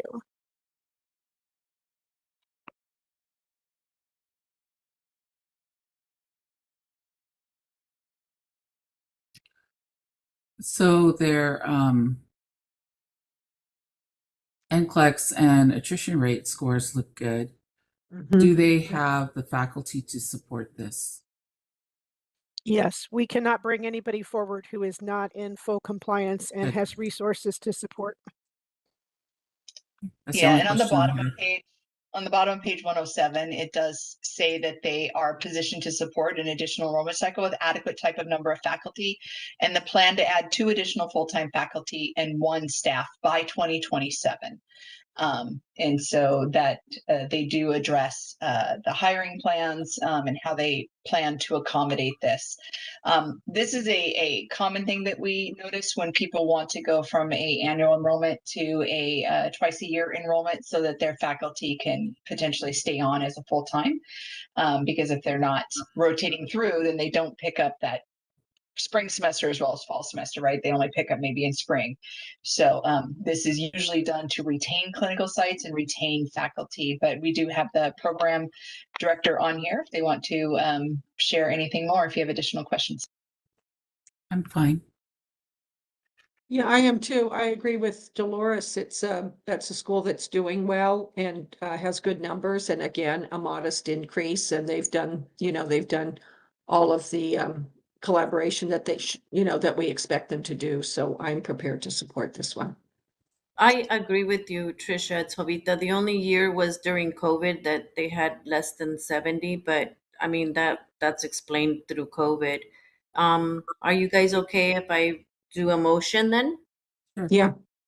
Mhm. I motion to recommend acceptance of the enrollment increase for approval pre-licensure nursing programs, Vanguard University Baccalaureate Degree Nursing Program, and increase to 30 students enrolling 2 times per year for annual enrollment of 60 students. This is a change to the enrollment frequency, adding 1 additional cohort, increase 30 students annually. Do I have a second? I second it. Thank you, So, Trisha. before we go BRN on to moderator. I'm sorry? before we go on to public comment, I do want to make some just some clarification on the collaboration form. I want to draw some attention to it just so you guys are clear of what we're looking at here as well. So on Clever Endeavors and on Newport, this is where the school was able to find out there's no other nursing programs using those sites. And so they were able to document that and say there's no other nursing programs using this site. They did see that CSU Fullerton is using it, but for a non-nursing program. And so that was documented. What does kind of play into concern here is Orange Coast Memorial Medical Center Aliso Ridge Behavioral Health. Both of those facilities would not give the information of the specific schools and the rotations. And so this is something that we are running into with some of the facilities where they contact to make a clinical agreement with them. They were just told that there's 11 schools. What they were also told is that there's 385 more students at that facility. Their days and hours vary, and they use the med-surg, critical care, and OB units. Can't get a really response when that happens, when you're not given the school's information. And so that's why you'll note that they spoke with the Orange Coast Memorial Medical Center's clinical liaison, who stated that there was no conflict. You'll see that as well with the Aliso Ridge Behavioral Health. So when you go down to the Alzheimer's Family Center, you will see that West Coast University shares that location with them. Again, they were not provided with any clinical details. They reached out to West Coast and have no response. So then they can't do a true collaboration. So on some of the forms that we've seen earlier today, where it showed them choosing Wednesday, it was very clear to say, even though they hadn't heard back from the other schools, that Wednesday was not going to cause a conflict because the other schools that were utilizing that site did not use it on a Wednesday. That is not clear on this collaboration form. So even though, yes, it is a very moderate increase and does not look like it's going to have a direct conflict, I do want to make sure that when you guys are looking at this collaboration form, that the collaboration form does not confirm it from other schools, because the facilities did not give us the adequate information. So we do know that there's potentially 11 schools. We don't know if the 5 schools at Aliso Ridge are part of that other 11 schools that are using it. But there could be a potential of 16 schools that would be potentially affected by this enrollment increase. So we might hear from them in public comment. We might not, but with the information not being readily available to us from the facilities, it does leave us in these situations where if they do not give us that information, you guys will not have it. We do have the facility partners statement saying that there will be no impact, but there is no way for our NECs to vet this. There's no way for the school to vet this. And we do hope that if there is a conflict, that public comment will bring this forward, because we were not unable to get the information from the facilities. So just wanted to call that attention to it. This collaboration document was not as clear and straightforward as the other ones that we've seen so far. So I just wanted to make sure to highlight that so that you guys, when you are reading this, you guys are aware of what is being done here and why. The big one is why. We don't have any jurisdiction over healthcare facilities. We cannot require them to give us this information. We can only ask. And so this is a example of when it was asked and not provided in a manner that is completely usable by our board, but it does give us some details, just doesn't give us all the details. So thank you for that. And if you guys have no further questions or comments, we do have a motion and a second. We can go out to public comment. Thank you, Lori. BRN moderator, would you take us to public comment? We will be opening for public comment now. I will be activating the question and answer feature. Please refer to the screen share for members of the public to see how they should type in their request for comment.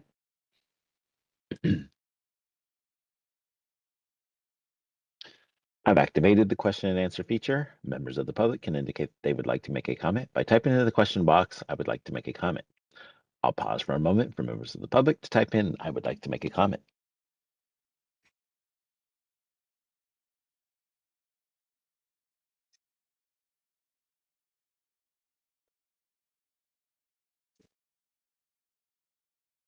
Alice Martin-Nagara would like to make a comment. 1 second, please.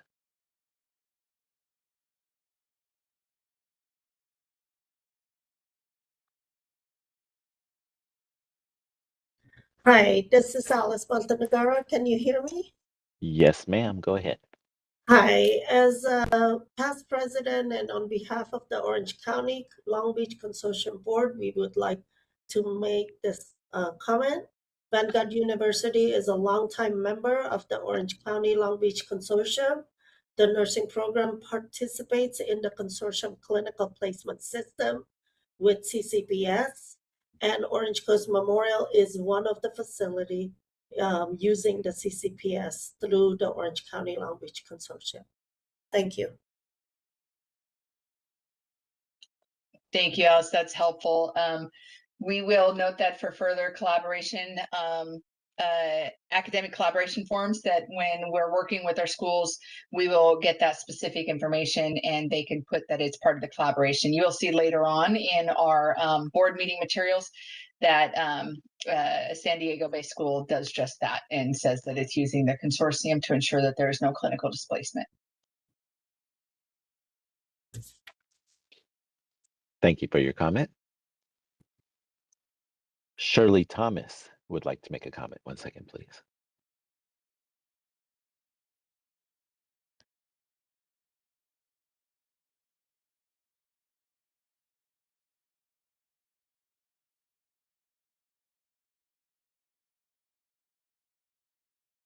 Hello? There you go, Shirley. Hello?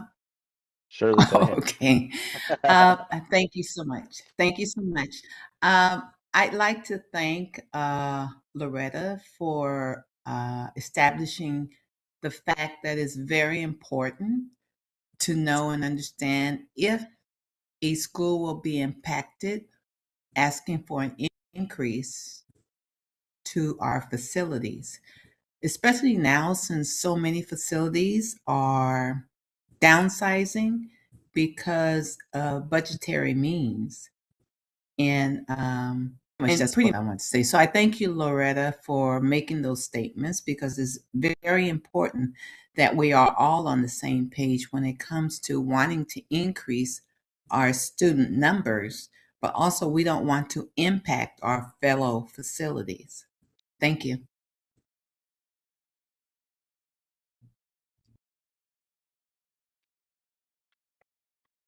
Thank you for your comment. Committee Chair Dominguez, there are no other requests for comments on the WebEx. We have no in-person representation on BRN HQ.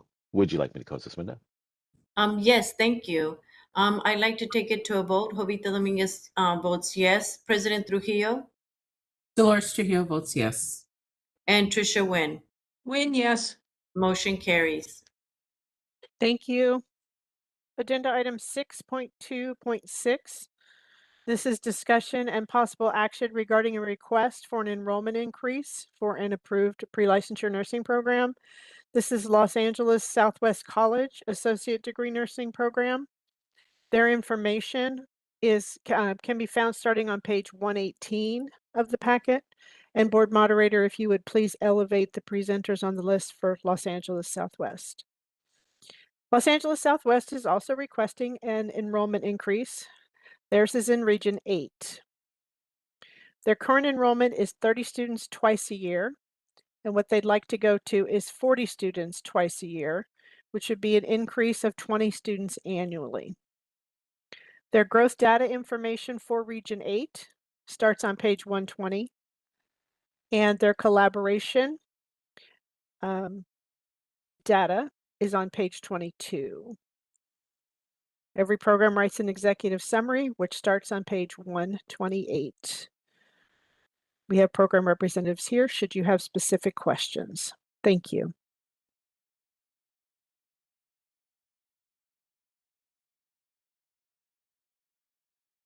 Vita, I have a question.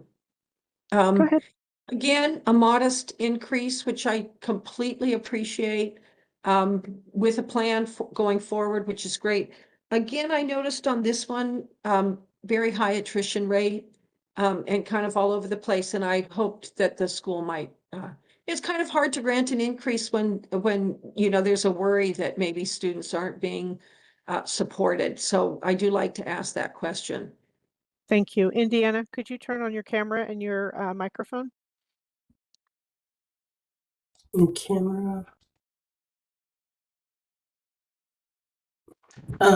Yes. Hi, good afternoon. Thank you for this opportunity. Regarding the attrition rate, that's something that we are actually working on for the last year or so. We have actually implemented tutoring. Our first semester, which is in our district, first semester students does not have the opportunity to repeat the course. So that's another problem in our district. It's like a one strike, you're out. So that affects our attrition rate.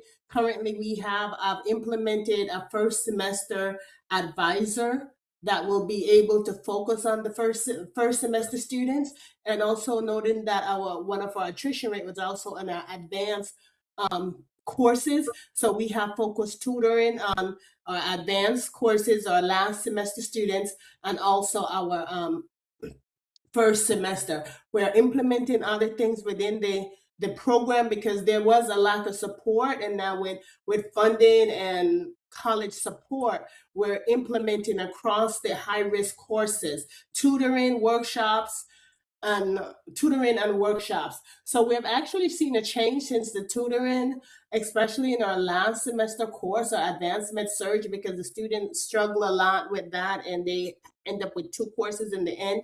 But we're seeing a difference with the attrition rate with right there with our students. So for the last year or so, we've been seeing a difference over the last few semesters of the attrition rate. So with the implementation of focused tutoring on the high-risk courses, and also looking at the first semester where we have a dedicated advisor now looking at those students, because again, if they're unsuccessful in any of those courses that's offered in the first semester, they will not be allowed to repeat a course. So they're actually automatically out of the program, which does affect our attrition rate.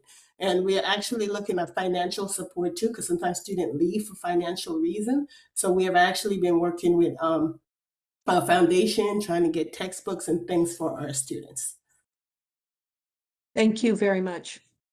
Thank you. And one thing I do want to point out on the attrition rate is it doesn't show a downward spiral. It is actually staying consistent at that. So it doesn't spike attention from our NECs that there has been an abrupt change. And so that's something that our NECs do look at. We're at 25, 24, 20, and 25. That is a higher attrition rate. However, it's a stable, steady higher attrition rate. It doesn't indicate that there's something that is an unknown at the program.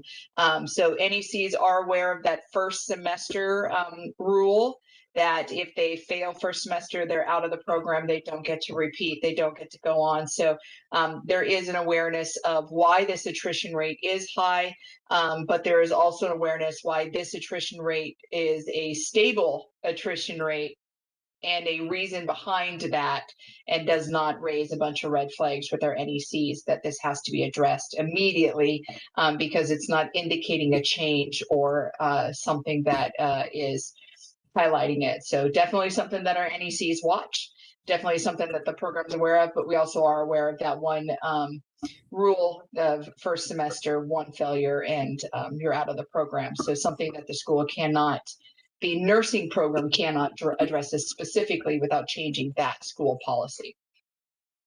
We also, Tricia, don't have anything hard and fast in regulation or statute that says the BRN will not let you have an attrition rate over a certain amount. We don't have any threshold in so what we go by is what the chancellor's office uses, which is 15 or 16%.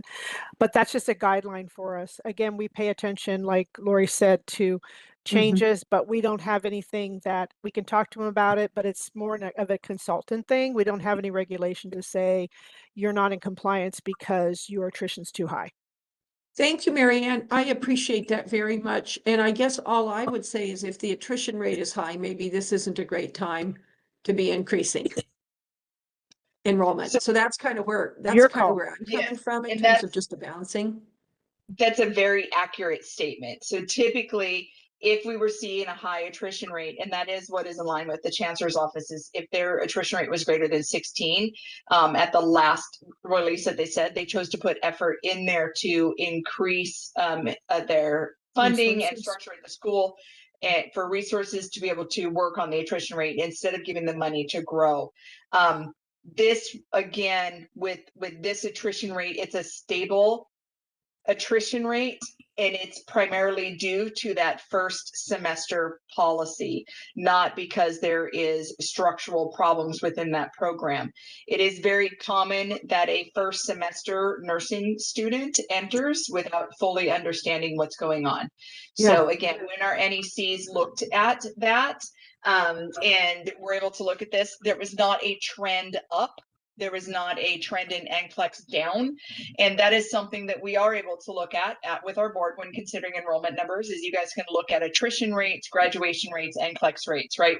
So you're doing the right thing, Tricia, absolutely taking that into consideration. We would not have brought this one forward if this was showing a trend down or a trend up.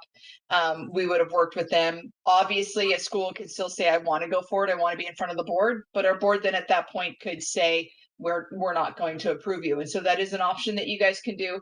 But I wanted to let you know that our NECs were aware of this. They looked into this, and the reason that they came up to in agreement that the attrition was high is that first semester policy. Thank you.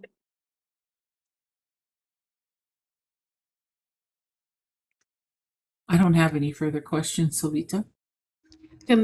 So I'm willing to make a motion. Thank you, okay, Tricia. Tricia. So I move that recommend that we accept the enrollment increase for approved pre-licensure nursing programs, Los Angeles Southwest College Associate Degree Program. The proposed enrollment is 40 students twice a year, which is an increase of 20 students annually. I will I'll- second that. Thank you. BRN moderator, would you take us to public comment? We will be opening for public comment now. I will be activating the question and answer feature. Please refer to the screen share for members of the public to see how they should type in their request for comment. I've activated the question and answer feature. Members of the public can indicate they would like to make a comment by typing into the question box, I would like to make a comment. I'll pause for a moment for members of the public to type in, I would like to make a comment.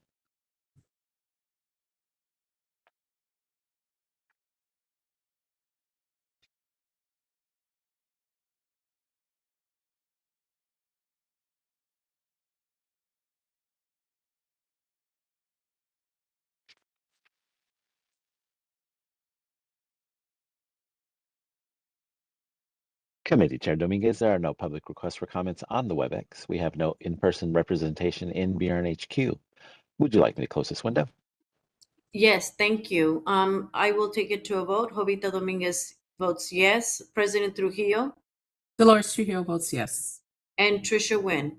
Win, yes. Motion carries. Thank you so much. Moving on to our next agenda item, which is 6.2.7. This is discussion and possible action regarding the request for an enrollment increase for an approved pre-licensure nursing program. This is Arizona College Baccalaureate Degree Nursing Program. The information on this program can be found starting on page 34 in the packet. And board moderator, if you could please elevate the presenters on the list for Arizona College.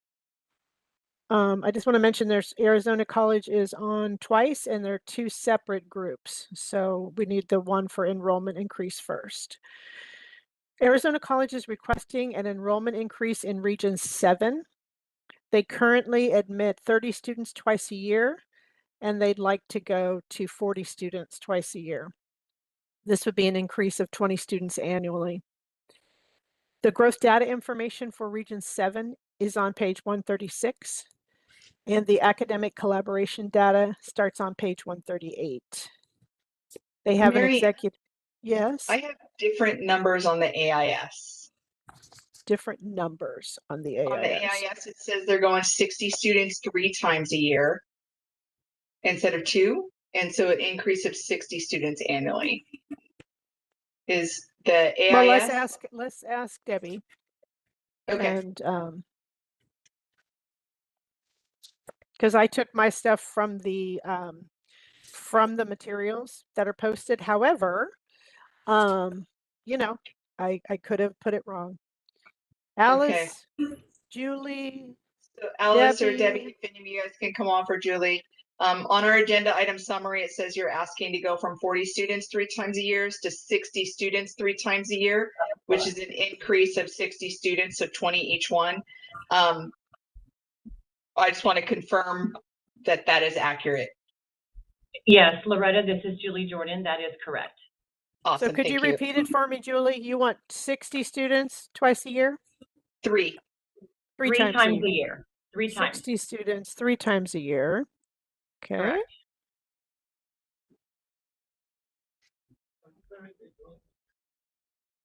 Okay. So we're increasing annually by 40 students. 60. students. 60 students. Yeah, 20, 40, 60. So 20 students each enrollment, and they enroll 3 times. 3 times a year. Perfect. Correct. Thank you for clarifying. I have added that to my notes. The materials on our web are correct. So I just wanted to make sure that was not what I heard. And so I just wanted to make sure that the materials were correct. And if not, we would adjust it. Thank you. So the growth data for Region 7 is on 136, and the academic collaboration on that form we've been talking about is on 138. And they have also submitted an executive summary, which starts on page 153. As we see, our representatives are here if you have specific questions. Thank you. So I see 2 years really of data. Correct. Typically, when we're doing an enrollment increase, we do ask for 5 years of Yeah. data. What this school is new. And so we only have 2 years of data. What's They were approved in concerning, 2021. yeah, is the school elevated? Yes. Okay, Yes, they are. I just need to move over on my. Is this Miss Jordan? Yes, it is. Oh, hi, I'm Dolores. Hi, Dolores. So looking at your NCLEX, so your NCLEX on your first year, 100% on 11 students, that's wonderful. My concern is the second year. You dropped quite a bit, at least by 15% in your NCLEX scores, and your attrition rate looks like it's 21.2% or 24 or 25. Is that correct? So thank you for bringing up the attrition rate. We noticed an error in our executive summary. I did send a message to my NEC this morning. It looks like the attrition rate included our entire program, which was the GE courses. In our nursing core classes, our attrition over that last academic year is average 4.2. Okay, so let me jump in here real quick because I have to make some clarifications here, Julian. I'm sure if you've been watching at the board meetings, this is an important data point for us to take into consideration. Do you offer any other degree programs in Arizona College? No. Okay, so then your general education coursework being not tied to any other degree option is your nursing coursework. And so that is why we will look at all of it. In 1426, which is our curriculum, we dictate 58 units for an associate degree. I know you guys are not an associate degree, but 58 of those units does cover English, communications, related behavioral sciences, your micro, your A&P, et cetera. So that is part of our purview when a program does not have another degree granting option that they can transfer those students into. So your GEs, because they are GEs that are only for your nursing BSN program, is our attrition rate that we will look at. If you had another degree granting program and say they took GEs at yours and you were able to say, hey, they didn't make it into nursing, but we're putting them into a bachelor's in public health, and then you were able to show that, then we would not count that because those GEs would be pre-nursing and not nursing. So with your program not offering any other options. They're enrolling in your program to go to nursing. That is why they're in your program. That's what they're expecting. And that's why they're taking GEs at your school, is to go into nursing. So that is the attrition. So your attrition that is being reported is here is exactly how we would expect it to be reporting. We would not separate it out because you do not have another degree granting option. Understood. No problem. Sorry about that. I know it's confusing to some, but that is how the BRN looks at it. Just like another thing, we look at on-time completion. We know that Title IV talks about time and a half. So if you're a 3-year program, you have 4.5 years to finish, and that's what you guys turn in. We look at a 3-year program, 3 years. So if you have student A, B, and C, we expect student A, B, and C to be finished in 3 years. If they're not, that's where we count our attrition. So a lot of times our attrition rate that we look at is higher than what Title IV funding attrition rate is, because they give you time and a half and we only give you 100% on time. So again, attrition rate that the BRN looks at is a little bit different than what you would normally expect. And I totally get that there might be some confusion, but your attrition rate in our mind, when our board looks at it, will take into consideration that you do not have another degree granting. And the reason they go to Arizona is only for nursing. And so their expectation as a consumer, which is where we come in this consumer protection, is that they plan to go to your school to get a nursing degree. They're not getting a nursing degree. They're not just taking GEs to go someplace else or transfer them out. They're taking GEs at your program to get the degree that you offer, and that is in nursing. Thank you. So, So Dolores, please go ahead. My comments are being perfectly illustrated by your comments. So I'm just going to keep. I'm just going to piggybacking. make one more statement, and you're free to go, Trish, after that. There's just not enough historical data here for me to approve an increase of 60 students annually. Because that first year you had 11 students, 100% pass the NCLEX. That's great. The second year, there was quite a drop. And we only have 2 years worth of data. And I understand that you feel you need to grow. However, this lack of historical data with the attrition rates and the NCLEX pass scores both show a decline in your second year. And again, we're only looking at 2 more years. The one thing that I noticed in your AIS that I'd like to commend you on is your employment placement. You had 100% for, it looks like the first year. Do you have a percentage for your second year on employment? Yes, 85.19%. Okay. All right. And I love seeing that.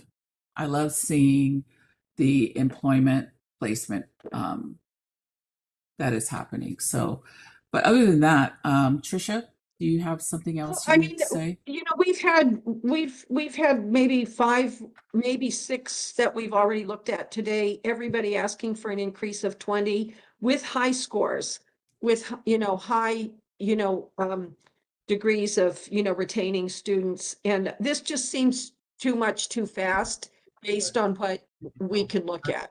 So I'm really not prepared to see, you know, a 60 student increase, basically a 30% increase on a school that really doesn't have a track record. So that's kind of where I am right now. So I'm going to jump in really quick.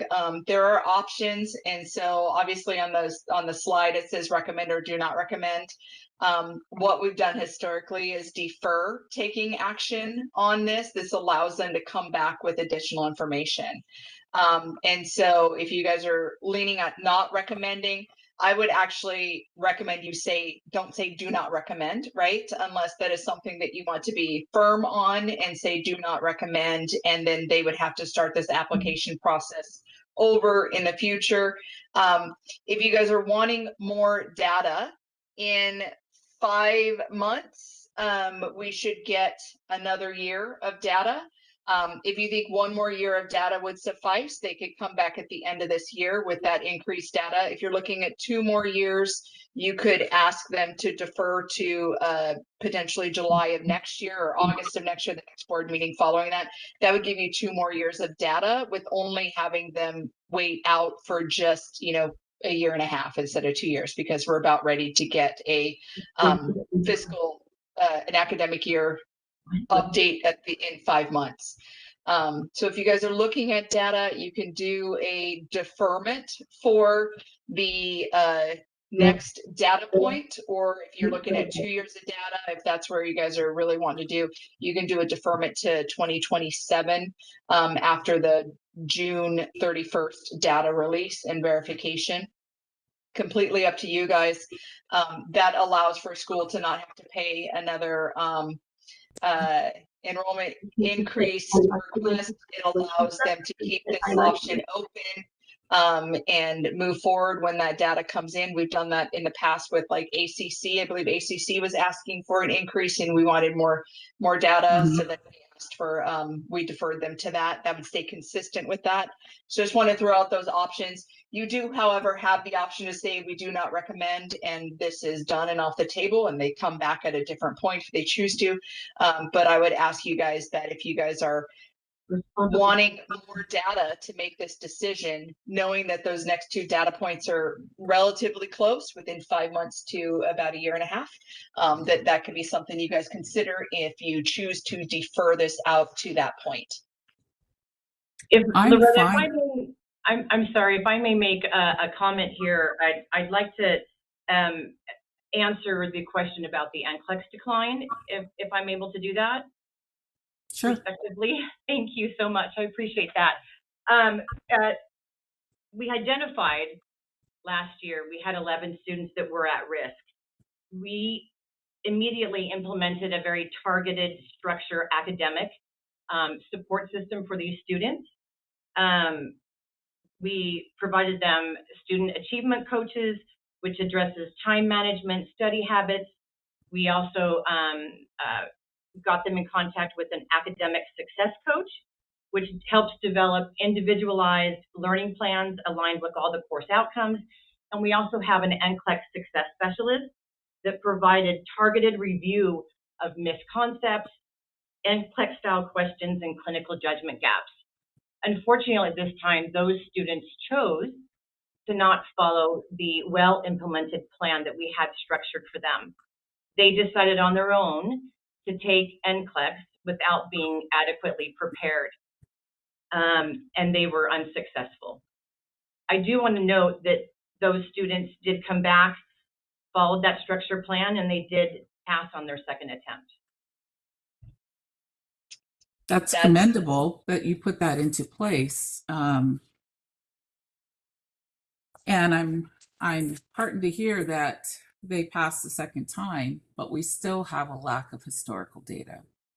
And I'm willing to do a deferment, vote for a deferment for 2 years. I think 2 years of data. I don't know. We could check with the rest of the committee. We'll have 1 additional year of data at the August ELC meeting. We'll have 2 additional years of data at the August 27 ELC. If you guys are wanting 1 year, it'd be this August ELC. If you're wanting 2 years, it'll be the next August ELC. One thing I do want to point out here is that our board looks at first time NCLEX pass rates. That's our standard that we look at. So we don't look at whether or not it's their second time. We are grateful that they passed on their second time, but our board does not take that into consideration. Our board does consider the first time test taker. One of the comments that I do want to make sure that we put out there that is very clear is, although we do have an expectation that there are student success, that there's resources, that you guys at the academic institutions do support your students to be able to take and pass the NCLEX, our law speaks to the curriculum. And our curriculum is specifically designed to ensure that they are successful, and our review and our approval is based on preparing them to be able to be successful. And so when you have to look at additional resources on to get the student there and prepare that, although I appreciate that and take that into consideration, that actually goes against what our original kind of overriding purpose is. And so when we as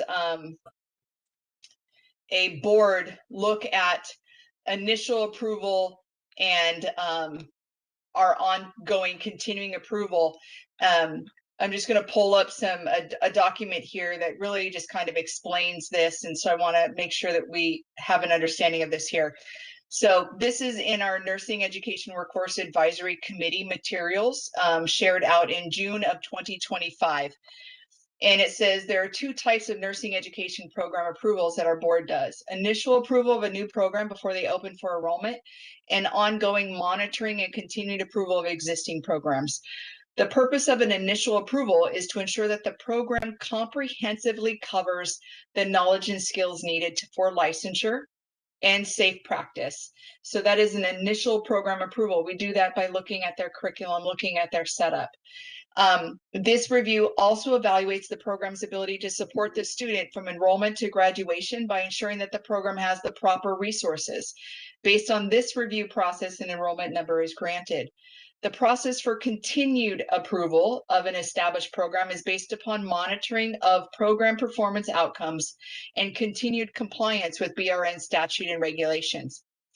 If an approved nursing program wishes to grow its student population, it may present its request to the board. When considering such request, the board is permitted to review the program outcomes such as licensing examination pass rates, graduation and retention rates, and any verified complaints received. These indicators are used to evaluate the quality of the program to ensure that they are continuing to graduate students who are prepared to practice safely as new graduate nurses.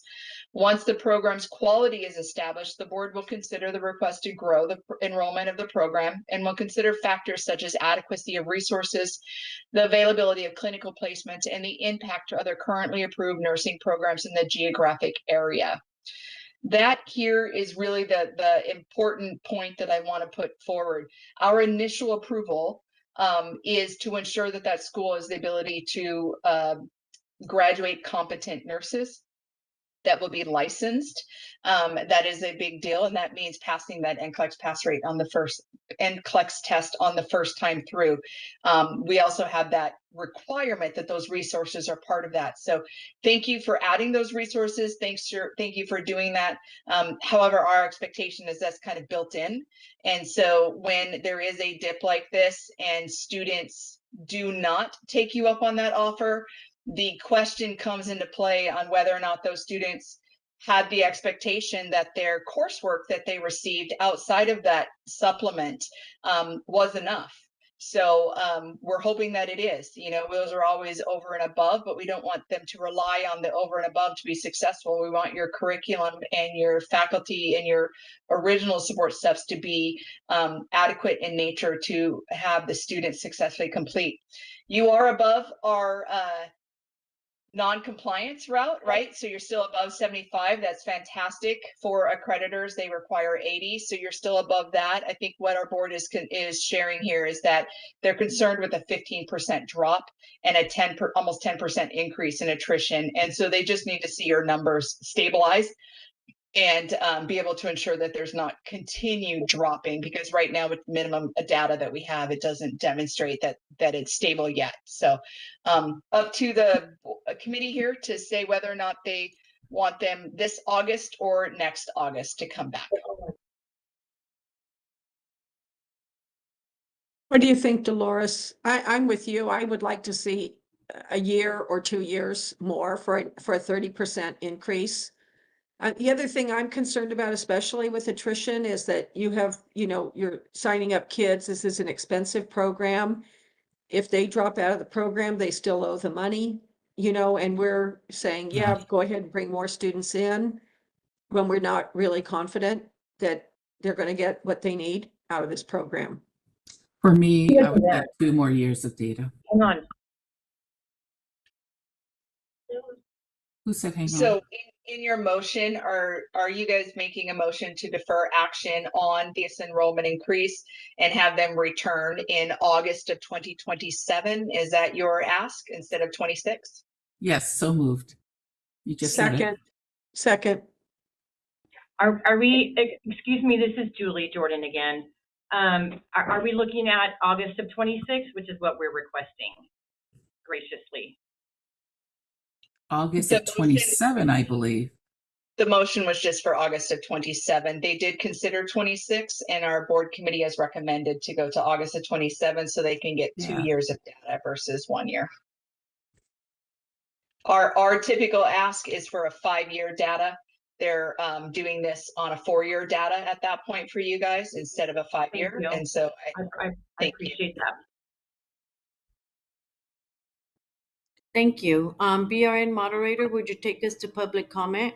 Rita, can I clarify who the first and second was, please? I for the motion? believe I believe Dolores was the first and Trisha was second. Is that Yes. correct, ladies? Thank Yes. you. We will be opening for public comment now. I will be activating the question and answer feature. Please refer to the screen share for members of the public to see how they should type in their request for comment. I've activated the question and answer feature. Members of the public can indicate that they would like to make a comment by typing into the question box, "I would like to make a comment." I'll pause for a moment for members of the public to type in, "I would like to make a comment."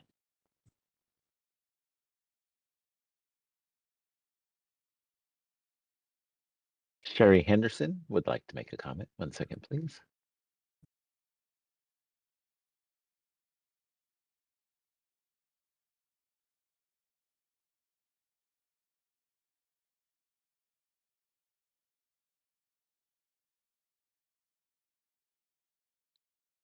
Hi, can you hear me okay?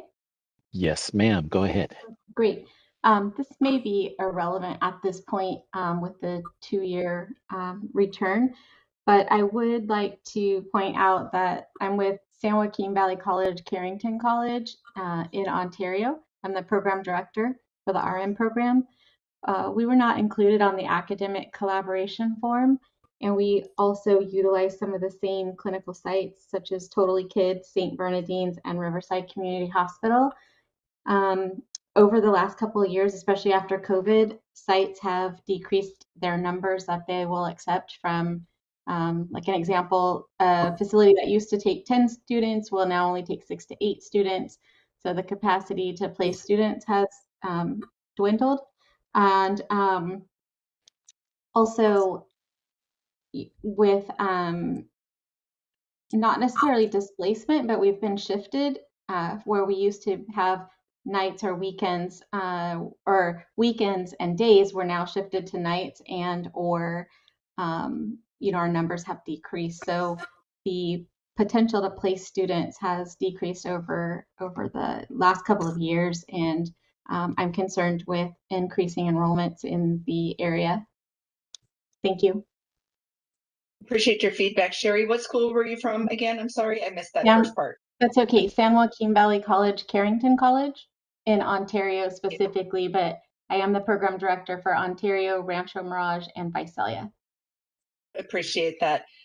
And so the program administrators from Arizona College, please take note of that those were left off of the collaboration form. And if you can please reach out so that you can have an accurate collaboration form when you do come back in front of us that does depict the programs that are using the same clinical sites that you guys are using. On your collaboration form, like where Brookdale, Anaheim, Corona, Monrovia, it does say that no other schools are using those sites. That's an easy thing for our board to look at and evaluate. But if they're looking at Total Kids rehab and like this school is saying they're utilizing this too, what's in front of us is that it's just Stanbridge and CSU. And so that is important that you do reach out to Totally Kids Rehab, try to get the amount of all of them. If you are utilizing a consortium, so it does look like there is an Inland Empire Health Education Consortium that you get the data from them if you're not able to get it from a facility as well, so that you guys can really update this collaboration form to make sure that all of the academic programs that would be affected by the growth in this area are taken into consideration. We don't expect a 50-mile reach out for program enrollment increase that is for a campus. That is not for a new campus, that is not for an increase. And so you don't have to do a 50-mile reach out. You can, obviously, but what we do ask for you to do is that if you are growing in specific clinical sites in alignment with 1427, that you take into consideration the impact of at least one clinical group. And so by doing that, you do have to know the other academic institutions that are using it. So thank you, Shuri, for letting our board as well as Arizona College know that you guys are utilizing some of the same facilities, and to we really encourage you guys to do some collaboration for the future, coming back and returning to our board with not only updated NCLEX and attrition data, hopefully showing that this has stabilized and you guys are doing well, but also an updated collaborative form that does outline all of the other programs that are using the sites that you plan to grow in. Thank you. Lori, this is Alice. Can I make a comment on behalf of Arizona College? Absolutely. We did, in completing the academic collaboration form, and we thank Sherry for sharing that information with us. Holy Kids and many other institutions that are listed there, they did not want to share the schools who are attending clinicals at their site. They did not want to share that information. That's the reason why only a few schools are listed, because of the communication that we had, or colleagues that we are familiar who have expressed to us that they did use those sites, and we have connected with them to make sure that they are not impacted in the request for enrollment increase. In addition, the Inland Empire Consortium does not oversee clinical placement, which is very different than other consortiums that we were able to use clinical placement systems in order to not displace each other as a school or nursing program. So I just wanted to clarify that piece. Thank you, Allison. And that goes right into kind of what our board has always said is we would love to have a statewide consortium that has a regional focus, that has consistent data and consistent processes throughout. We are aware that some of the consortiums function to ensure that there's no displacement. We also are aware that other consortiums that people are membership of do not work in that manner. And so that is one of the issues that we've highlighted and have asked for statewide consortium with regional data. The other thing that I did want to point out, just to the public that are on this call, this is what our public comment is about. We are not indicating that Arizona put forth incorrect information to our board. You put forth the information that you had available to you, and we appreciate that. Because we do offer this up to public comment, we do hope that nursing programs that see a discrepancy or have any additional information step forward, and Shri did, and we appreciate that. And the only thing that we ask at this point is that you guys, given that new information, go out and do some further collaborative efforts. That's it. We're not saying that you guys tried to deliberately deceive or give misinformation or not. We are aware that some of the facilities are not being as transparent as we would like. So again, with this being a committee and making recommendations to the board, if we were to have the solid data that our board committee members felt comfortable to move forward with and say that this was brought forward in public comment, the next step would be still to ask you guys to do that collaboration with the program that stepped forward, so that by the time it went in front of the board, we would have that updated collaborative information.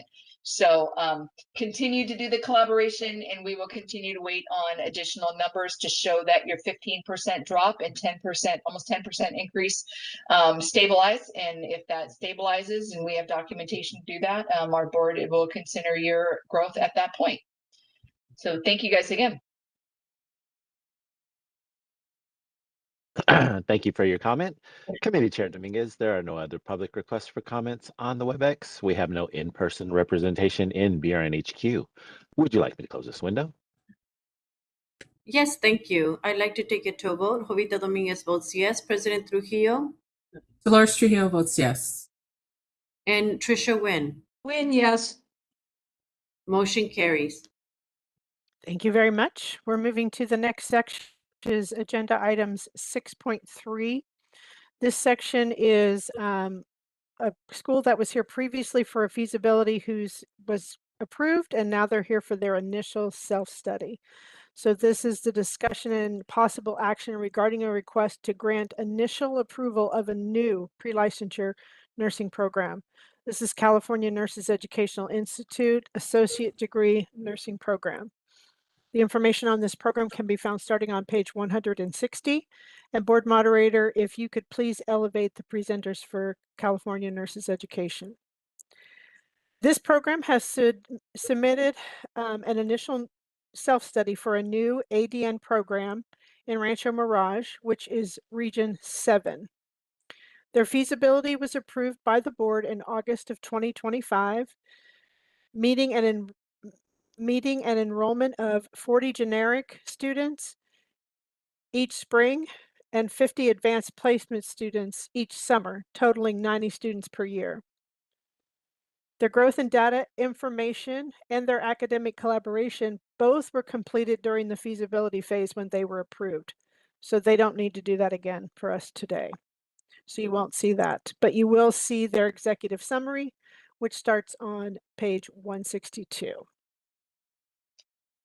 So the purpose of the self-study is just to say that they met our rules and regulations. This is very similar to what we do as a consent agenda item at the very beginning of the meeting as part of the table, where the NEC goes out and says they've met all of our rules and regulations. They bring it forward in front of you guys, and you guys say you guys vote them through as a consent. And so this is a similar process, not identical, similar. Because we did have to do this, which will then grant them initial program enrollment. So you guys have already approved it. This just allows them to enroll students. And again, we don't bring them forward unless they're in full compliance with all the rules and regulations in order to begin a new program. Well, I mean, I think we've already approved this, Yeah. and the NEC has already gone out and looked and made sure that they've done everything according to what we've done. So I'm prepared to make a motion to recommend granting this. Go ahead. Okay. Okay, so I recommend that we grant initial approval of a new pre-licensure program, California Nurses Educational Institute Associate Degree Program, with an enrollment pattern of 40 generic ADN students each spring and 50 advanced placement students each summer, totaling 90 students per year, to begin instruction in summer, May 2026. Do we have a second? I can second that. Thank you, This Dolores. is Dolores Trujillo. Okay, then BRN moderator, would you take it to public comment? We will be opening for public comment now. I will be activating the question and answer feature. Please refer to the screen share for members of the public to see how they should type in their request for a comment.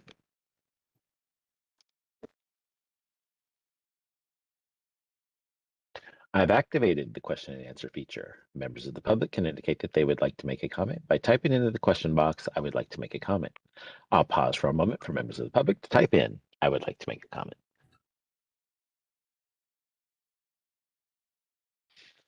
Sherry Henderson would like to make a comment. 1 second, please.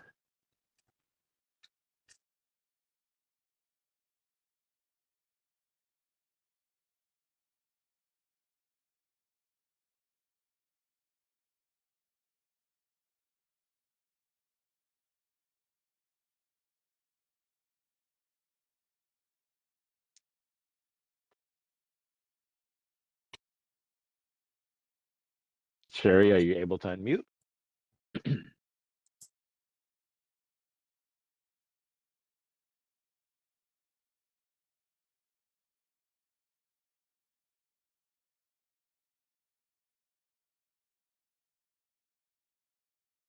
Sherry, I know that you've made public comment in the past. We are not able to hear you. We're not seeing that you're coming off mute either. It might be hidden behind a pop-up.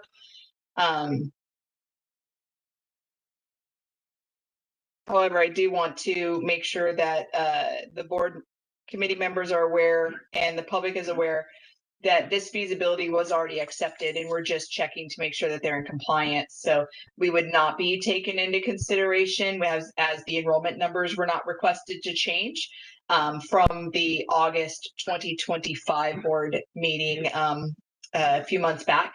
That would be where that discussion about clinical displacement and such would have occurred. But you guys have given the school the go ahead and they are now ready to enroll students. And so if this is a comment about that they're not in compliance with something that we're requested, that would be appropriate. But if it's clinically, they're not asking for a change in enrollment. The enrollment that they were granted an enrollment number in August, and that enrollment number stands. They're not asking for an increase. And so pending. Thank you. Sorry, I was finally that. able to unmute. I Wonderful. think that, Sherry. yeah, again, Sherry Henderson, SJBC Carrington, Visalia, Rancho Mirage in Ontario. Yeah, I realize that this is already past where I would make comment about the clinical placement shortages that we're experiencing, but I also would like to extend my name to CNEI so that I can collaborate with them with the Rancho Mirage campus and clinical placement so that we continue to work together to not displace students and to provide opportunity. Appreciate that, Sherry. Thank you. And CNAI, you're on there. Please, please reach out and do that collaboration. Really appreciate your guys' work on making these clinical placements possible without displacing current students. Appreciate this. Thank you. Thank you for your comment. Committee Chair Dominguez, there are no other requests for comments on the WebEx. We have no in-person representation in BRNHQ. Would you like me to close this window? Yes, thank you. I'd like to take it to a vote. Jovita Dominguez votes yes. President Trujillo? Trujillo votes yes. And Atricia Wynn? Yes. Thank you. Motion carries. Thank you very much. We're moving on to agenda item 6.0 and 6.4. This is another section now. We're looking at feasibilities. So 6.4.1, discussion and possible action regarding a request to grant acceptance of a feasibility study for a new pre-licensure nursing program. The first one is Unitech College, baccalaureate degree nursing program. They're proposing a feasibility for a secondary site in Ontario. Information on this program can be found starting on page 170 in the packet. And board moderator, if you could please elevate the presenters on the list for Unitech College. Unitech College has submitted a feasibility requesting approval of an alternate pre-licensure BSN program in Ontario, California. Ontario is in Region 3, the Inland Empire. The enrollment request for this alternate campus is 40 students 3 times a year for an annual enrollment of 120 students. The growth data information for Region 3 starts on page 172, and the academic collaboration they've done is on starts on page 174. Each program has an executive summary written by them, and this starts on page 187. The representatives are here should you have specific questions. Thank you.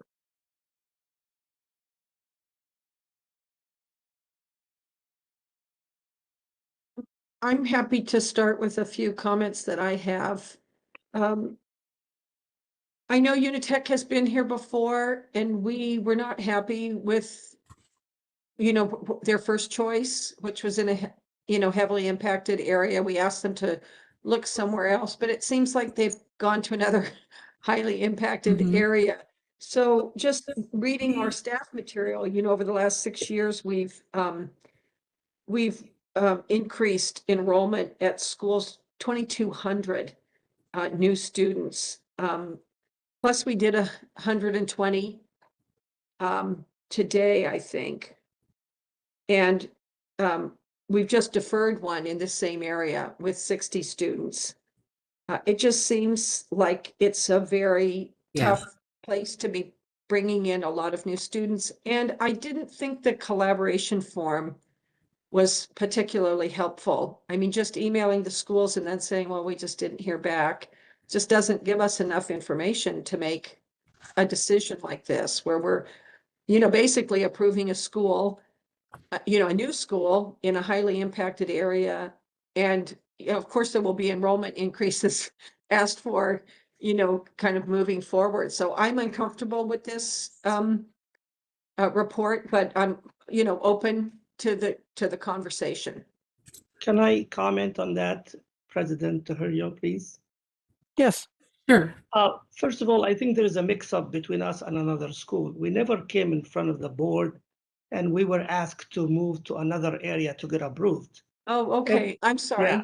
Yeah, that was a mistake because we always come to the board with full compliance with the board regulatory and instructions, and we get approved for the programs that we request to partner with the community in need, especially in the Central Valley, which is the most impacted area. And that's where most of our partnership, it's the school in the box model that the board actually complemented last time, that we have a model that we go to hospitals and create programs within the community to strengthen the community. So that's one fact. The other fact, I think the deferral for the school before us was to the lack of track record of 5 years or 4 years of NCLEX and completion. And Unitech have like a track record of NCLEX. The most recent is 89.55, according to Dr. McCarthy's report. And we have like 5 years of excellent pass rates. That's one fact, because that's what the reason was to defer that Arizona College enrollment increase. Now, regarding the placement academic collaboration form, we have sent 105 emails since July last year. We had 18 ADB forms. We had 5 meetings with schools, and the notes that Dr. McCarthy put at the far right side of the form indicates the meetings we had with Western Governor, with the Western University, with many examples of schools that we had meeting with them, and we worked with them on any areas that they feel there's a concern, and if there is any concern. We looked at making sure we're in compliance with the ADBP I-1, which is looking at the forms, the ADB-1, to see if there is any school that using the specific unit, the specific shift, and worked with those schools to find out a workaround the, their clinical. We have secured so far 33 clinical affiliation agreements. 8 of those are hospitals in the region. So I think if you look at the notes and read all the comments that Dr. McCarthy wrote, you will see a lot of meetings, a lot of collaboration. Myself emailed, in addition to my dean, emailed all the deans, the assistant dean, the associate deans. And with that, we reached 65 programs over 50 miles, which is not required. We should have been just doing the ones on the ADB, but we did beyond that. So I think there's a mix-up between us and another school. We have a great NCLEX. We always partner with the community. We're always in compliance with the board regs. And we work well with Dr. McCarthy in making sure we never, bring anything to the board unless it's best and standard and meets all the requirements. And I appreciate your Mr. feedback. Youssef, I'd like to apologize. I got you confused with another school. It's getting late in the day, and so I'd Okay. like to apologize for you. No Thank worries. you. I appreciate you. I know, we want to work with schools, and we're just in the feasibility study, and we reached out to 65 programs, and we're open for collaboration with any school that wants to meet with us. And we're always I sent email July last year for schools. Thank you. Thank you. know, So I'm going to jump in really quick. oh, go ahead. It does look like, yeah, it does look like Trisha had the wrong school, and that's totally acceptable. I do want to point out on the collaboration form, and that was stated, is that you are able to see at the beginning of the form where they have Rancho Bellagio post-acute. They did meet with Riverside City College and no concerns were identified. Riverwalk post-acute, they met with Riverside, no concerns identified. So you go down to Totally Kids. Now Cherie came in comment saying that she was not part of Totally Kids, and it looks like she was missed on this as well. So she is part of Totally Kids. We do ask that you guys reach out and continue that collaboration. It does show that you met with Dean Lopez and that you guys will use different times and dates to ensure that there's no clinical displacement with Western University. So this is a very thorough collaboration document. It does show towards the end of the document on page, starting on page 184 and 185, that you're using a lot of sites where there's no other schools even on those sites. And so you're absolutely not having any impact on those. And so thank you guys for reaching out and looking at clinical sites to ensure that there's no additional impact. My only concern, and then I'll turn it over to you, Dolores, as well, is just I want to call attention to maybe a concern in your executive summary. And so this here is where we have made the statement on top of the executive summary where it says the information contained in this executive summary was provided by the approved nursing programs and represents the program statements and assertions. It does not reflect the views, positions, and opinion of the Board of Registered Nursing. It has not been independently verified or fact-checked by the board. One of the statements that are in this executive summary that I just want to make sure that people are very aware of is that the West Coast University enrollment increase. It was brought in front of our board as a West Coast University enrollment increase. We do count that as an increase, even though we had them roll back their numbers. When we're looking at data, and we started specifically tracking data from 2018 forward, and the numbers that West Coast University had that were approved by our board were much lower than the numbers that we granted them when they came back in front of our board. So we do still consider that growth, and we do not consider that an enrollment decrease. And so how that was identified in your executive summary left a little kind of ambiguity, I think, and I wanted to make sure to point that out.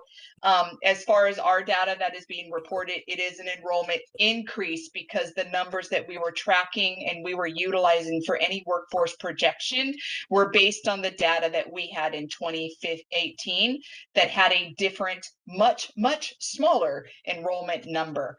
And so we did an enrollment increase. Yes, we did roll them back a little bit to come to some kind of an agreement where our board felt comfortable moving forward with, but it is not a decrease in enrollment. It is an increase in enrollment, and that is how we are presenting it. So I just wanted to make sure you guys are kind of putting that data forward in a different light.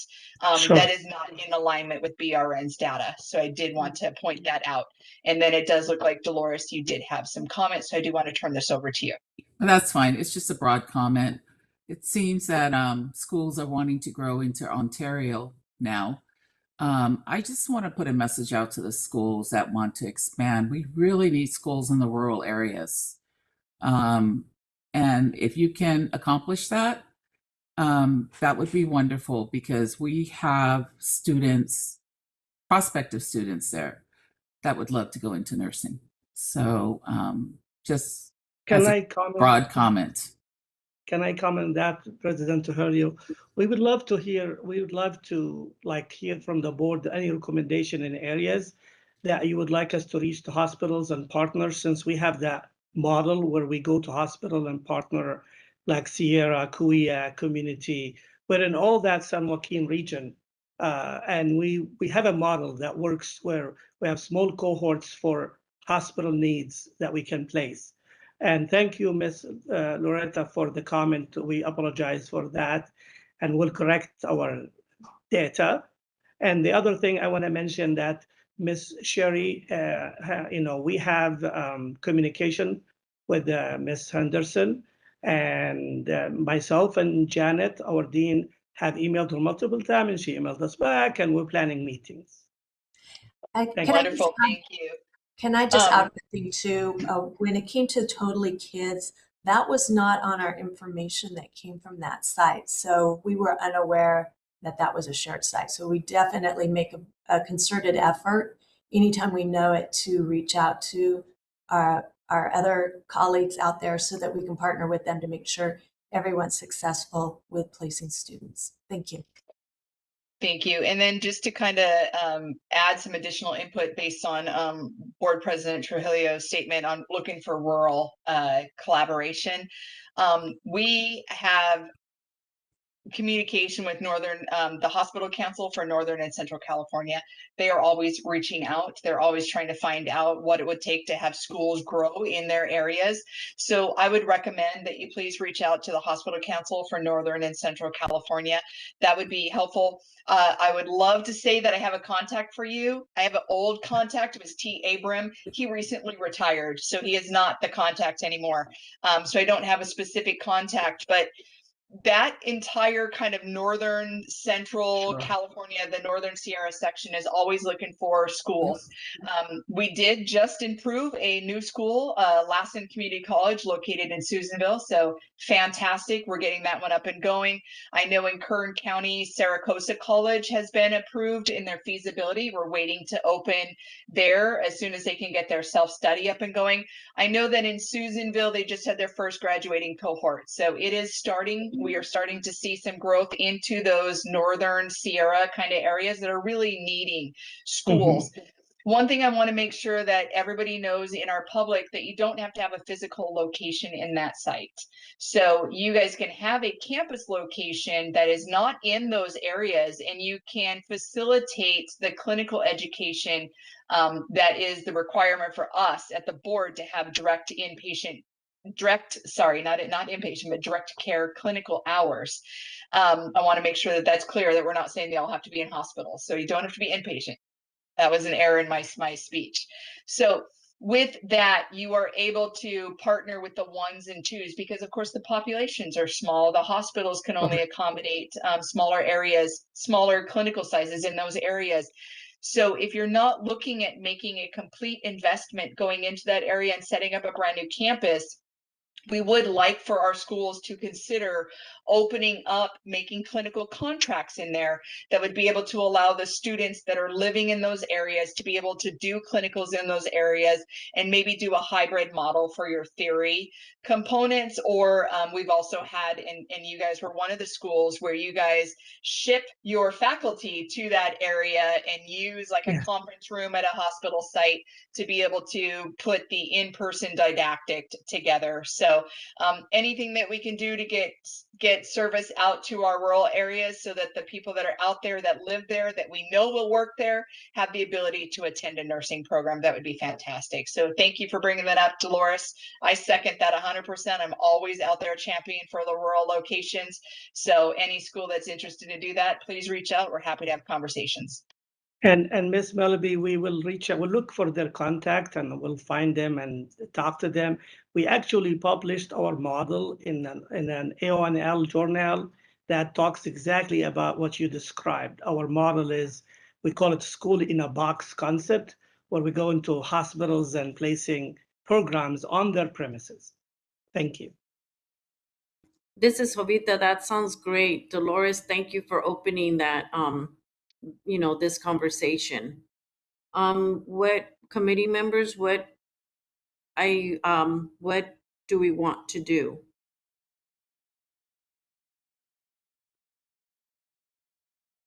Because Ontario is. I don't have a problem with recommendation. Okay. I still am a little bit concerned of, bringing another school into an area that we have really expanded enormously over the last several years. But I'm not gonna block it either. So Okay. If you are seriously concerned, right now they're doing 40 students 3 times a year for 120. You could look at 30 students 3 times a year. That would drop it down to 90. I don't know if that would be an issue. There are other options we can do other than deferring or adjusting. But if you guys are okay with going forward with 43 times a year, that is what the school is asking for. That is what their budget is set on and their resources were evaluated on. Can I comment on that, Ms. Melleby?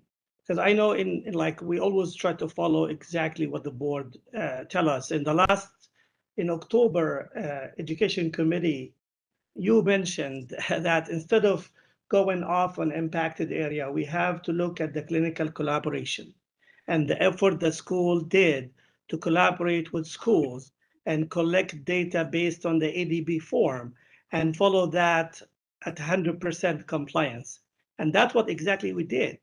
So I think like we are, if we get deferred or anything like that, we will be the first school in coming to this region to be deferred or not really as, with the record of 5 years NCLEX, solid attrition and excellent partnership with the community.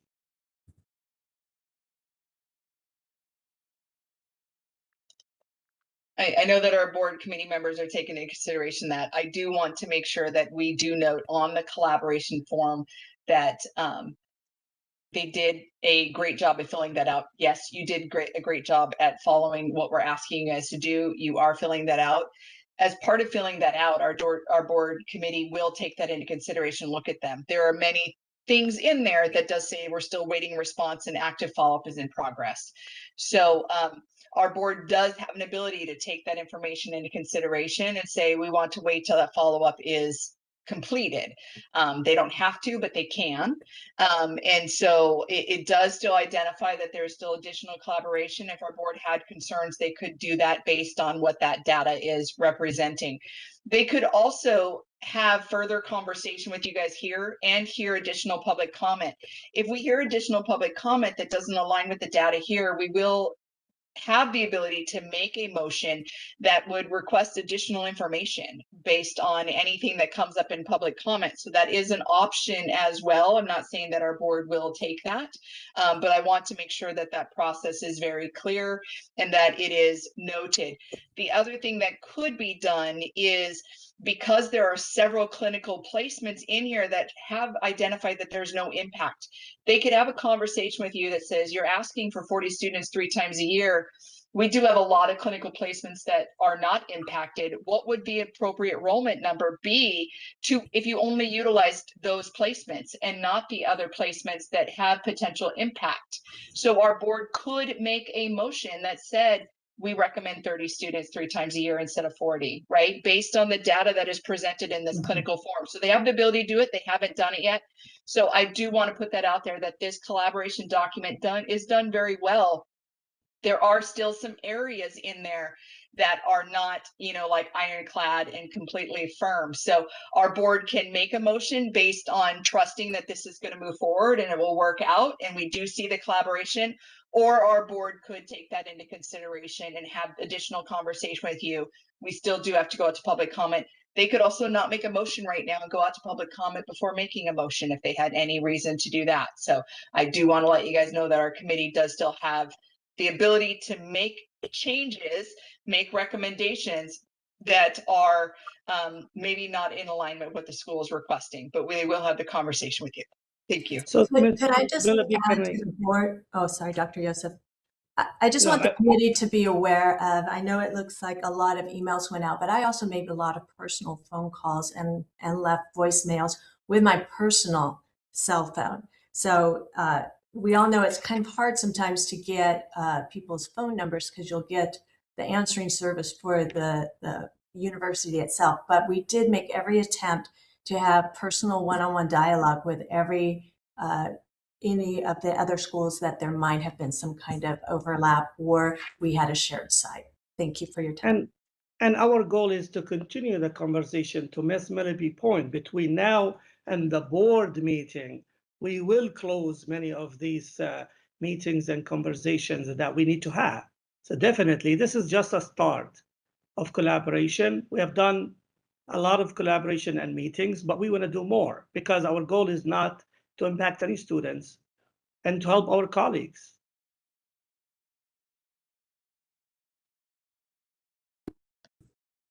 I would like to say two things. One, I would like to go to public comment first before we decide. And two, President Yosef, do you track your students once they graduate? Do you track their employment numbers? Yes. Our employment numbers, I'm looking at the board in front of me. Our placement is 233 out of 244 graduates. So our graduation rate, it's 93%. Is that in 1 year or over what period of time? 2024. That's the academic year 2024 to 2025, because that's the most recent year that's closed. Okay, I would like to just, if the committee goes along with it, I would like to go to public comment first before we make a decision or do any motion. I definitely, I'm with that. BRN moderator, would you take us to public comment, please? We will be opening for public comment now. I will be activating the question and answer feature.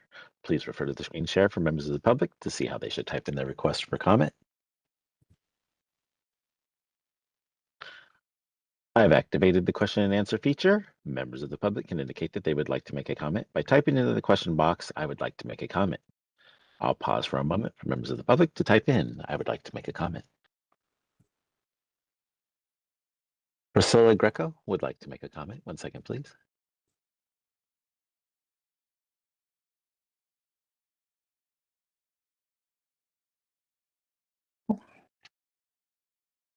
Hi, this is Priscilla Greco from Pacific College. Can you hear me?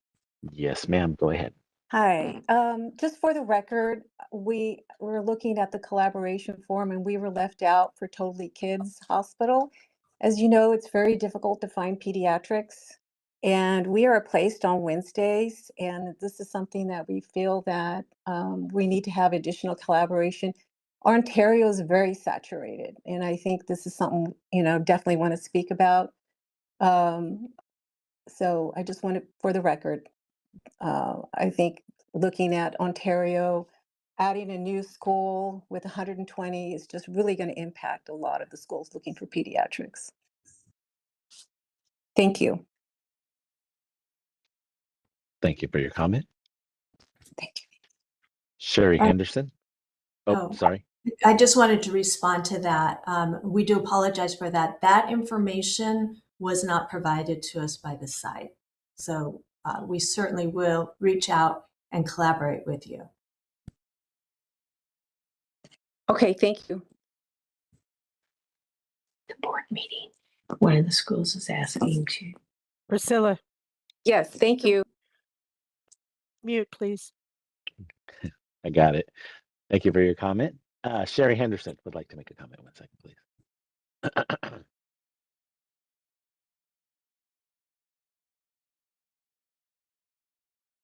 Hi, this is Sherry Henderson again, San Joaquin Valley College, Carrington College in the Central Valley, Visalia, California, Rancho Mirage, and also Ontario, California, program director.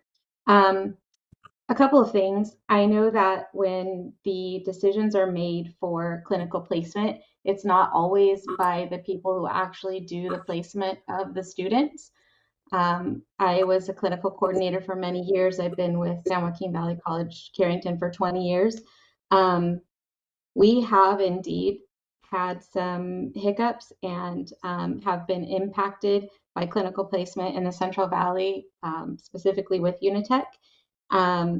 Also, I have received 2 emails, one from Dr.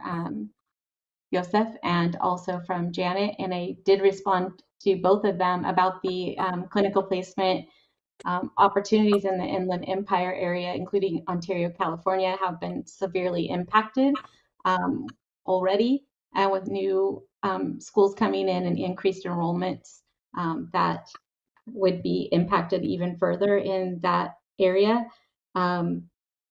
We also utilize Telecare and Totally Kids, again, to places that are impacted already, and we scramble to get placement and secure our sites as is. So a new school coming into the area would impact our clinical placement even further.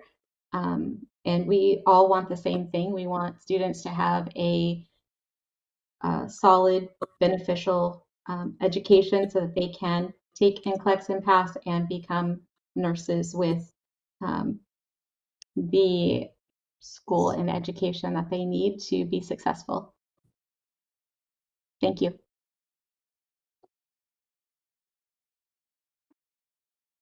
Thank you for your comment. Committee Chair Dominguez, there are no, excuse me, there are no other requests for comments on the WebEx. We have no in-person representation in BRNHQ. Would you like me to close this window? Yes, thank you. Oh, wait a minute, wait Oh, a minute. Somebody snuck in there real quick. Alice okay. Martinagara. Alice Martinagara would like to make a comment. 1 second, please.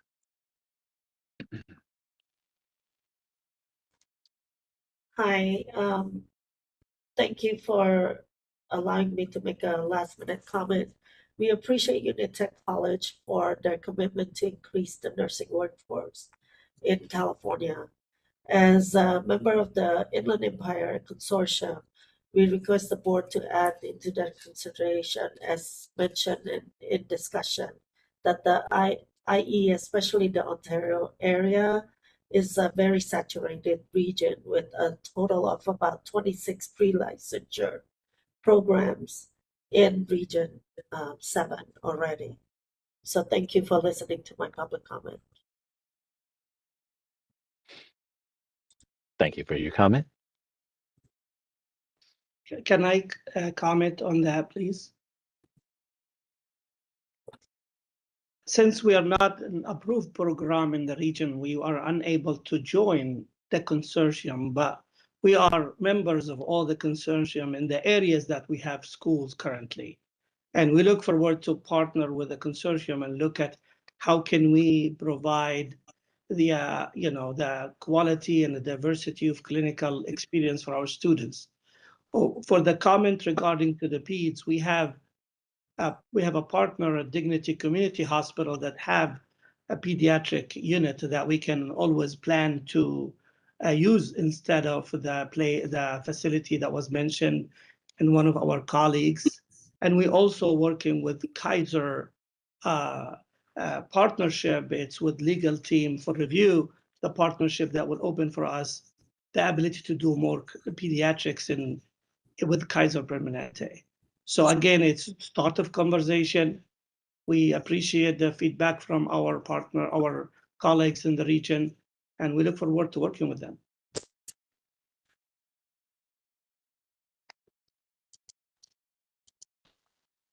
You know, at this point, we've identified, at least in public comments, 3 different concerns, minimum. Lori, if we look at deferment until we receive better information on the collaborations, what are our options on that? So right now we have a board meeting that is scheduled for next month. What typically happens if there is discrepancies at this point is you can defer to the board meeting and give them the next couple weeks to get this collaboration form as accurate as possible, have the reach outs if our program believes that they can do that in that time period. If not, we do have our next board meeting and our next ELC, and so you can defer out to that pending that. We've had both of those happen. Example, I think was like Samuel Merritt and stuff a year ago. And so those are things that we can do. We're not saying no, we're just deferring to get more on this collaboration form so that that decision can be made.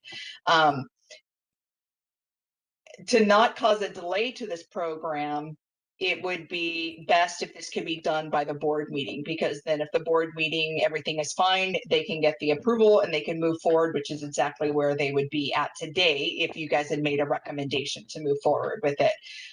Because the board, they still can't do anything until they go to board next month. So if they're able to get this collaboration document updated and corrected and deal with what we've heard today in public comment and come to a resolution, if that can be done in the next 2 weeks, because we do have a posting deadline, which is 2 weeks before the next board meeting, that can be done with no delay. The other option would be if the schools does not feel like they can get that collaborative agreement done, it could be just a conversation with school here, and we could delay it out to one additional ELC, which is 3 months from now, which would cause them a 3-month delay versus no delay. The other thing that is an option is if you guys are concerned about placement,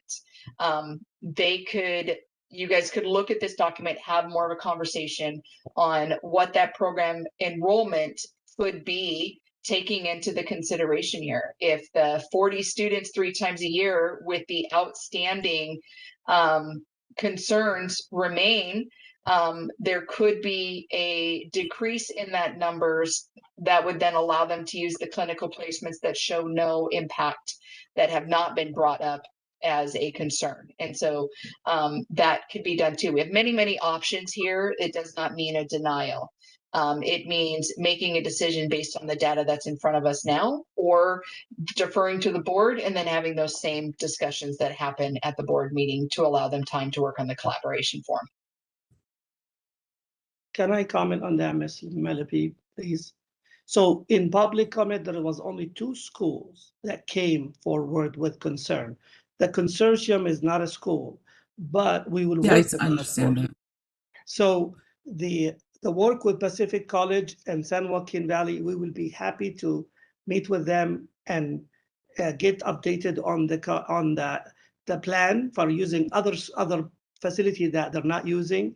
So that way, by the board meeting, we will be ready to discuss and show evidence that we have done our due diligence. One thing I do want to point out is, of the schools that did come forward, they did identify a specialty area, which is pediatrics. You do have other options in here for pediatrics, but it's 1 to 2 students, that kind of thing. So if pediatrics being a highly impacted kind of specialty area is the one of greatest concern, that does affect many. And so that is something that is of great concern to our board. If it was a med-surg site, you have many alternatives for med-surg. You have many alternatives for geriatrics. Those are not the impacted sites, but with this being a site that is specifically to pediatrics, that you guys plan to use 7 students through that on a Monday through Friday on a rotating basis, that's the majority of your students utilizing that site. And the Totally Kids is the one that was brought forward to us as being impacted. So that does, that would create a bottleneck in pediatrics, right? So yes, you're looking at it only as 1 to 2 students. We're looking at it as almost every student, minus maybe your LVN to RN step up, will be taking pediatrics, and will need to have a pediatric clinical placement that they can rely on, that would get them from enrollment to graduation with, 120 students on an annual basis needing a pediatric rotation. And that's the one that was identified. So if that's something that you guys are able to work out, and that's something that can be demonstrated by the next board meeting, I'm sure that our board committee would be happy to hear from you.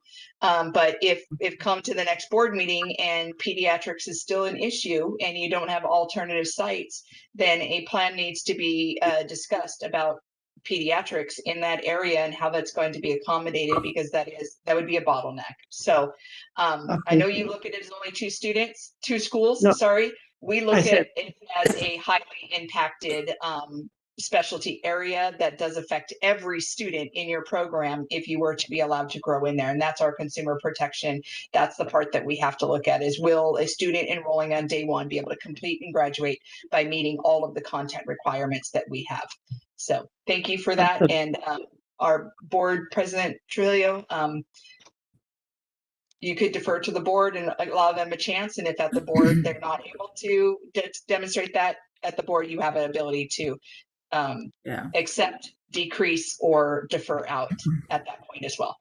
Yeah, I would like to defer to the board. Okay. Hopefully in 2 weeks, or 2 weeks, right, Lori? 2 weeks they is can when we tighten up need some we of have a that. drop dead. Yeah, 2 weeks is we have a drop dead. We have a posting deadline, and so we have to have data that is done. And so working specifically on the collaborative form, working specifically to get more information to finalize these areas that are uncertain, and asking the program to have a plan that if you guys are not able to get this collaboration form showing that there is no impact, especially in those specialty areas, your psych, your OB, peds, if that's what's coming forward, what would be your plan on utilizing the sites that you have that have no impact? It may be adjusting the enrollment numbers to get an approval in this area, but have no impact on the other schools that are already in that area, hearing that it is greatly impacted already. So thank you guys for your collaboration. Thank you guys for hearing this. This is not a no. This is, we need more data. And so we look forward to hearing from you guys at the board. So we do have a motion on there. Did Dolores, you did the motion. Did we get a second? I'll second. Hold on. So Thank you. I can close the Q&A, right? Yes, you can. Thank you. Thank you. And Lori, do we have to go back to public comments since we did that already? Public comments been done. So we have a motion and a second. We just need a vote. Thank you. Jovita Dominguez votes yes. President Trujillo Trujillo votes yes. and Trisha Wynn. Wynn, yes. Motion Can carries. I ask who the second was, please? It was, I believe, Trisha. Trisha Yeah. Wynn. Thank you. Thank you. Appreciate it. Thank you. Okay. Moving on to the next agenda item, 6.4.2. Could we maybe just take a 5-minute bio break? Yes, definitely. So 2:45, guys. We'll come back. 5-minute bio break. See you guys back at 2:45. Thank you.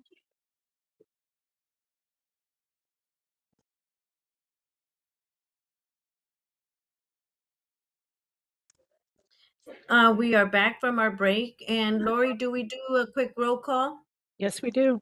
Okay, thank you. Jovita Dominguez present. President Trujillo.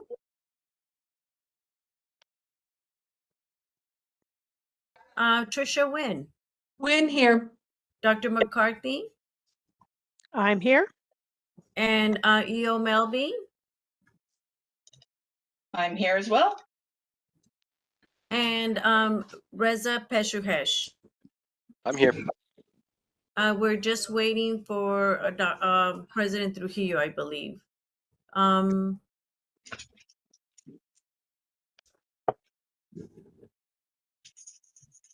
Hold on. Yeah. So should we just go ahead? We can. We have quorum. I quorum, will yeah. reach out to her and see if there's any issues. Okay. Thank you. I think I just saw her name blip. Who are we talking about? You. You. There you She's here. go. And we're just doing roll call. President Trujillo? That's Trujillo present. Okay, we're all here. All right, moving on to agenda item 6.4.2. This is discussion and possible action regarding a request to grant acceptance of a feasibility study for a new pre-licensure nursing program.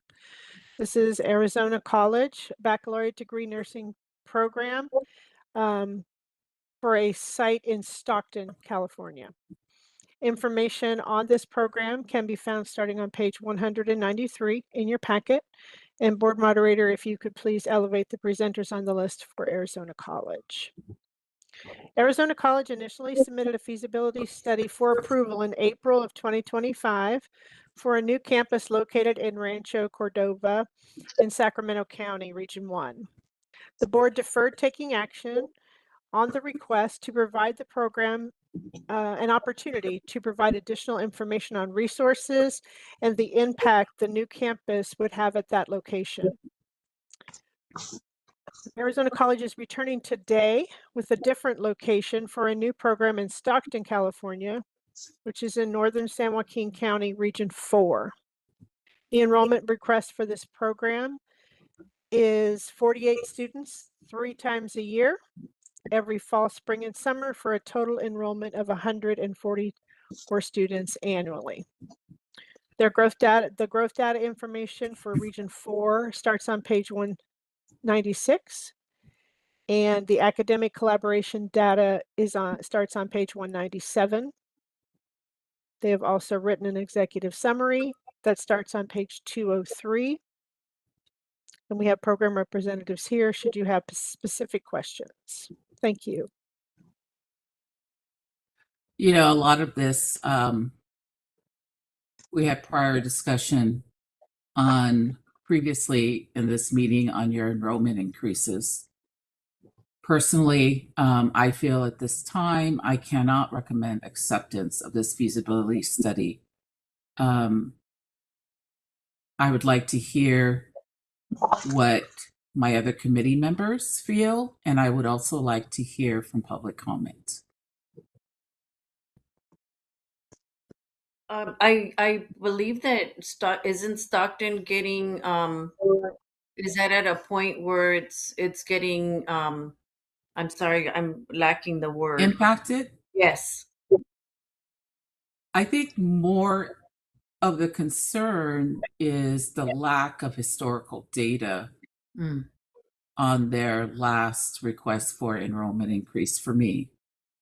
Yeah, and then this is a brand new campus, I understand. They're requesting, yes.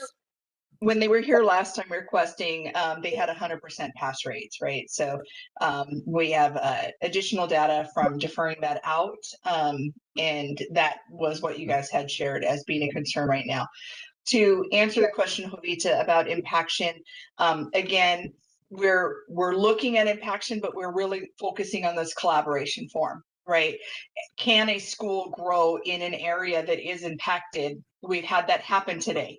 We've had that happen today by showing that they're able to realign their clinical groups, that they're able to absorb it, that various things are able to occur that in the area that does allow for a modest growth in an impacted area. So I haven't heard that Stockton is overly impacted yet. I do know that as Sacramento area and stuff like that is kind of growing, that people are starting to go south. And so we will start to see that, I'm sure.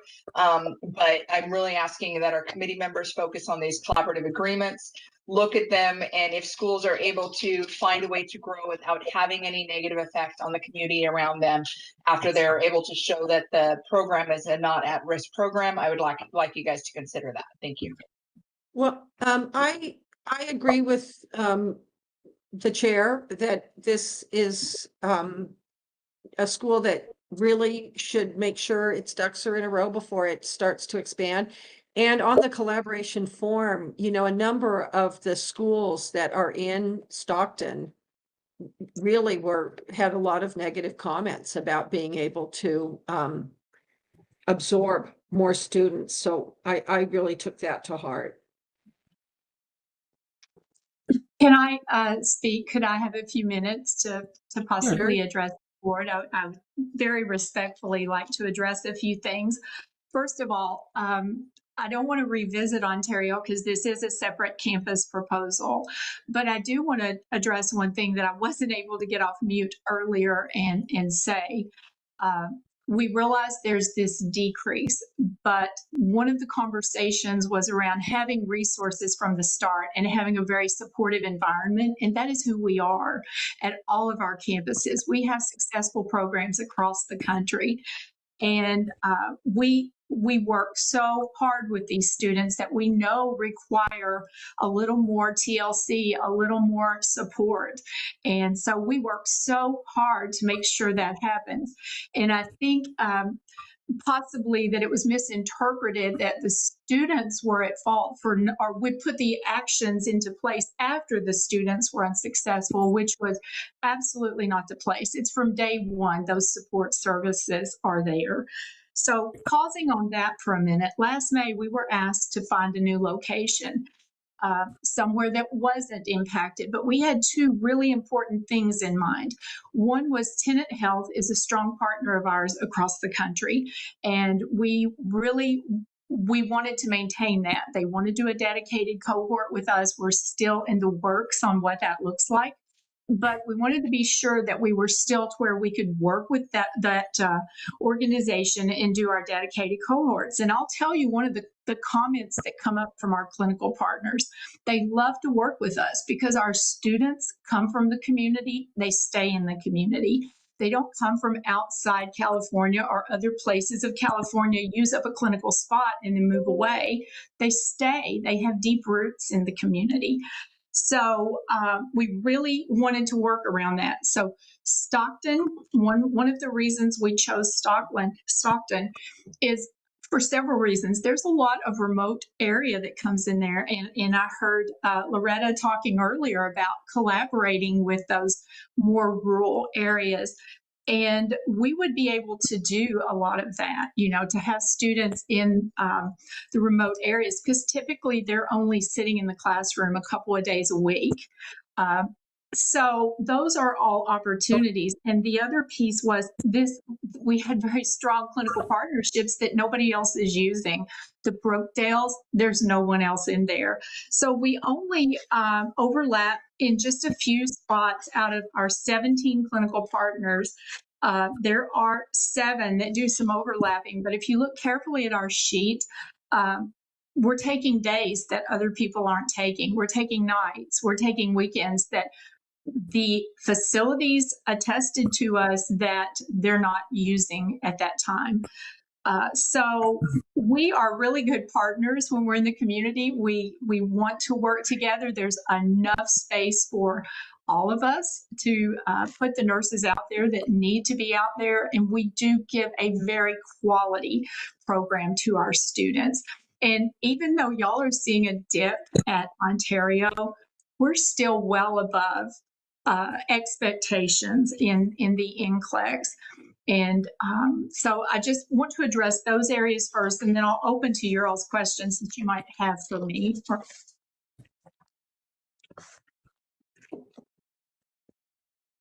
Thank you. I don't have any further questions. I've stated what I think about this feasibility approval, and I have concerns, but I would hope to go out to public comment also. Thank you. I am open to public comment. I'm sorry. Go for it. Thank you. Hovita, we can go to public comment, but I do want to jump in really quick and just kind of provide some clarification again. The statement that says we're above the requirement for NCLEX, that's a separate requirement. So I just want to make sure that I'm continually just kind of putting that out there, that we have a requirement that says that you're actually like breaking the law. You're not in compliance with what our requirement is. And that's where it's less than 75%. That's not what our board is looking at right now. If you were less than 75%, you would not be brought forward for an enrollment and growth. You would never be in front of our board. So our board will never look at a school that has a pass rate less than 75% because they would not have a continued approval from our board. So they would not be currently operating as a continued approved program. They would be in a deferred status, or they would be on a warning status with intent to remove programmatic approval. Earlier in our committee meeting today, there were schools that were not in compliance. They did not receive a continuing approval from our board. Our board deferred taking action on the continued approval status and had them returned to us. So the statement that we get a lot from our schools that misunderstand what we're looking at for enrollment increase says that we're in compliance. Yes, you are in compliance. You wouldn't be in front of our board if you were not in compliance. That 75% pass rate says you're in compliance. The 75% pass rate is not what our board looks at. Our board is able to look at the graduation data, attrition data.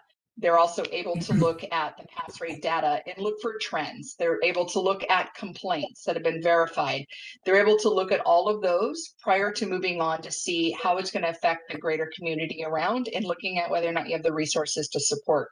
So our board is required to look at that data to determine the risk of any growth to that school. So I want to make sure I continue to put that education out there.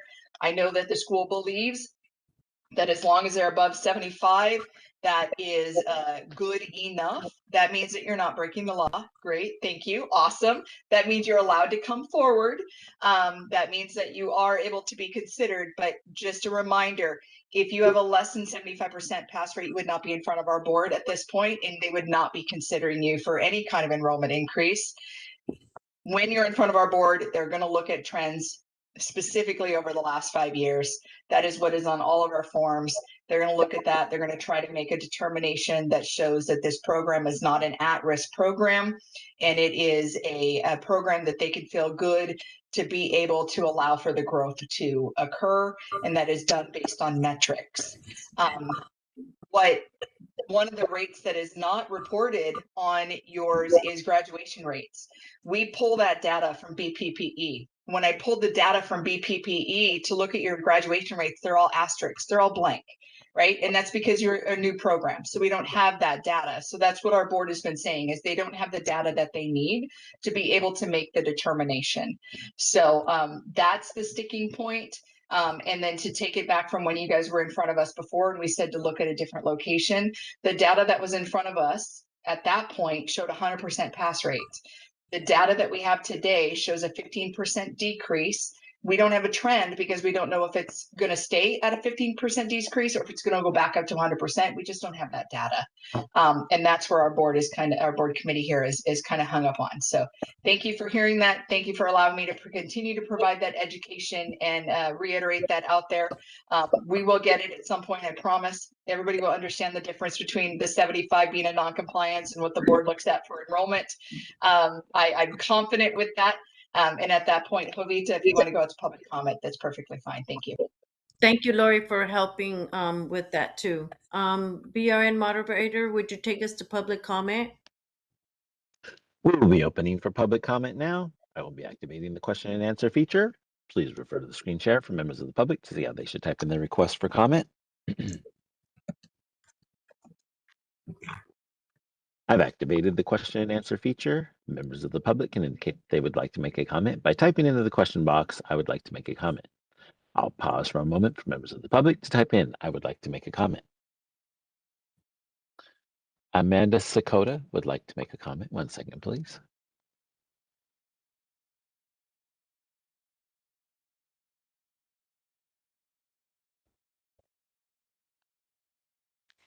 Hi, my name is Amanda Sakota, and thank you for the opportunity to give a comment here. I'm faculty with San Joaquin Delta College, located in Stockton, California, which is a dense urban and suburban area.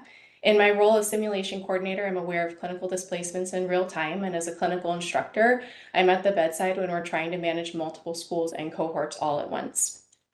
As we are all aware, clinical sites are not unlimited resources, and this proposed expansion from a school who does not have any established roots in this area risks displacing students from established California programs and institutions, and we are deeply invested in this region's workforce, community, and healthcare systems. While increasing access and expansion to nursing education is vital to the health of Stockton and the San Joaquin Valley, growth that outpaces available placements jeopardizes our educational quality, burdens on our healthcare partners, and ultimately impacts patient safety and all students' experiences. My opposition to this proposal comes from a place of being born and raised in Stockton, having had the opportunity to receive my pre-licensure and advanced education through public institutions, and recognizing the essential role that our local institutions provide in our community's commitment to safe patient care and innovative actions tailored specifically to our community. For these reasons, I strongly oppose the proposal for Arizona College of Nursing to open a satellite campus in Stockton to protect the integrity and stability of nursing education in our region. Thank you very much for your time and consideration.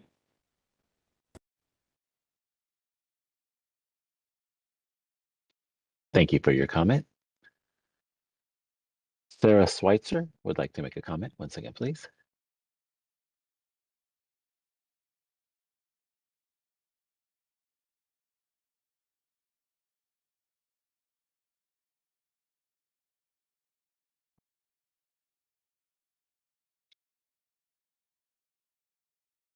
Sarah, if you have many windows open, it's just a small window that says unmute me, and it's sometimes hidden behind another window that's open.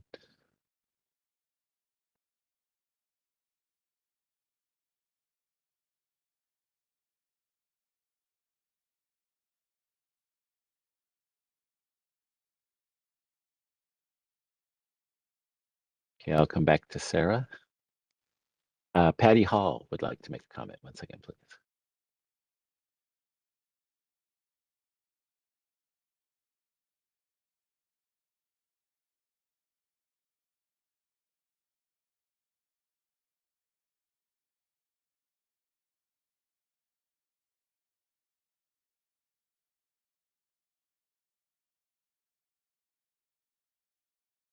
Okay, Patty. Again, it's just a small window, and it hides behind. If you've got a lot of windows open, it will be there.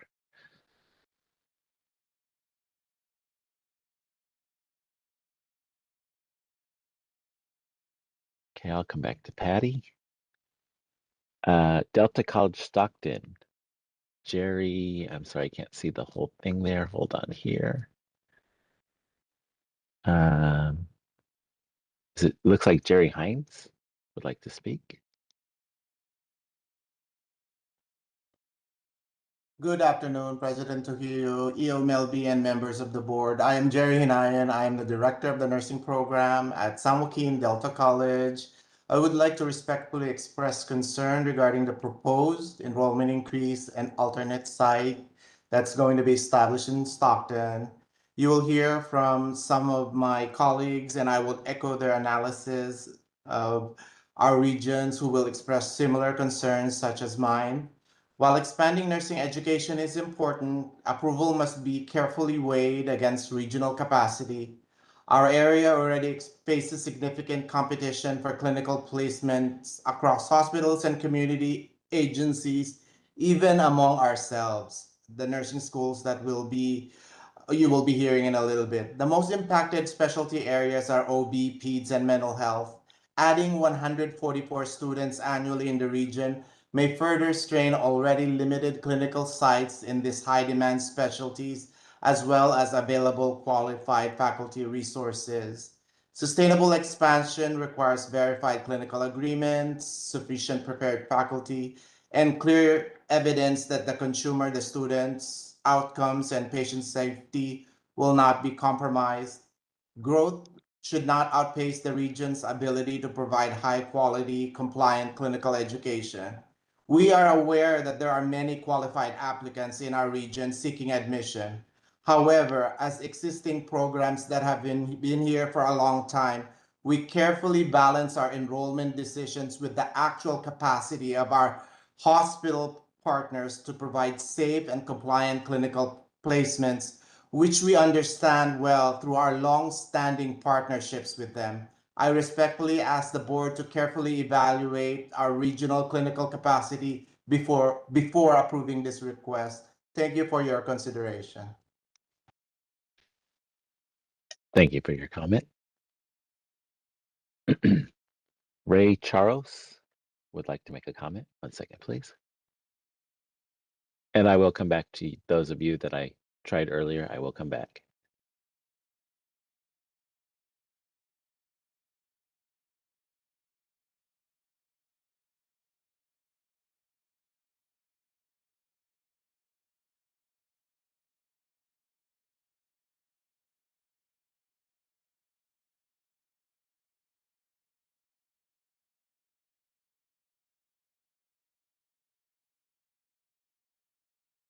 Ray, it's a small window that says unmute me, and you also have to have your mic or a way to speak. So if your computer does not have a mic, you won't be able to.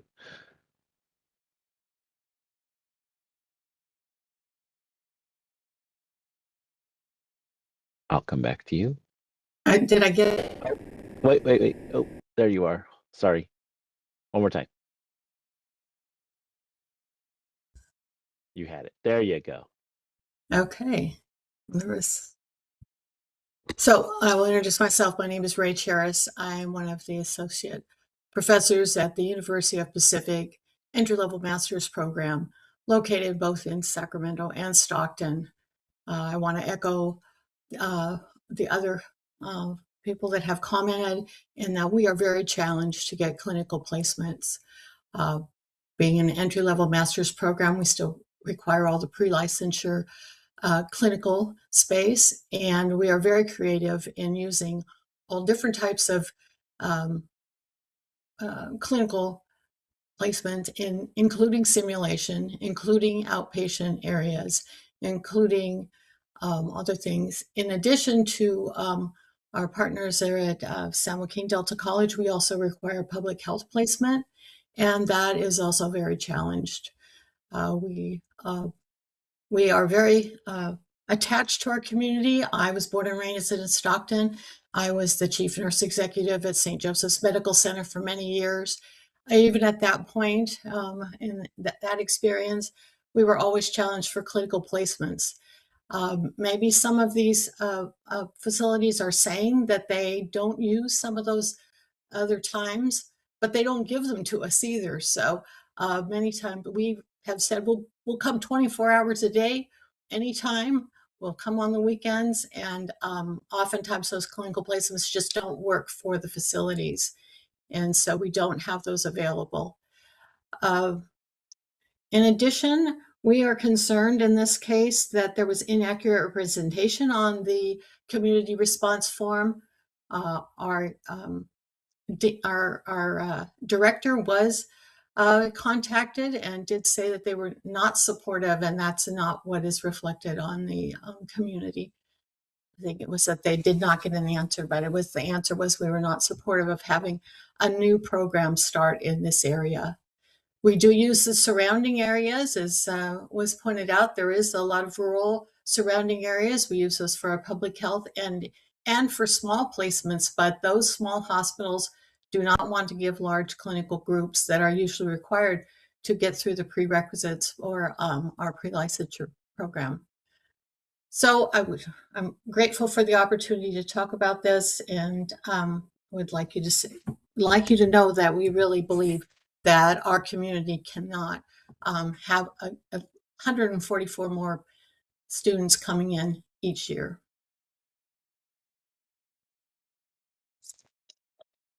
Thank you, board moderator. Before you go on to the next public comments, I just want to kind of reset really quick a little bit here. Consistent with what was shared with Unitech, the last school that came forward, schools can grow in impacted areas as long as they're able to show that they have the clinical placements to support that without a negative effect on the community. There are several, I understand that we're looking at Arizona differently because they're really concerned about the data and the metrics of the quality of the program at this point. We're waiting to see that. So I'm not talking about Arizona specific, but I want to make sure that as we are going through this public comment that we do have to understand that even though it might be an area or a regional impaction, that if a school is able to demonstrate that they are able to grow without having a negative effect, where they have the resources to support, that our board is considering that by looking at the collaboration form. If what is being shared is that the collaboration form is incorrect or does not fully capture what was discussed, please, we ask you guys to do your due diligence to update those forms and have that accurately represented. So thank you guys for saying that, we met with them and that wasn't maybe displayed or didn't carry that same description. But we cannot make a no growth policy for a region. We have to look at what the data is, what the resources are there. So if a school is able to show, and so like what Arizona has, I'm just going to use it as an example here. They've got Brookdale, and all of those show that there's no other schools using it, so there's no impact. Central California Child Developmental Service, they say no other school is using it, there's no impact. Community Action Partners of Kern and Early Head Start San Joaquin and Doctors Hospital, sorry, not Doctors Hospital, but it stops at that one, show that no other programs are utilizing those sites. If a program is able to find sites similar to that throughout the area that does not have another program using it, we as a board cannot make a blanket no growth policy for a region that is impacted, because they're able to clearly identify that there are some clinical sites there that can be utilized. So please, when reviewing this, I'm asking our board committee to really take a look at all of these collaboration forms.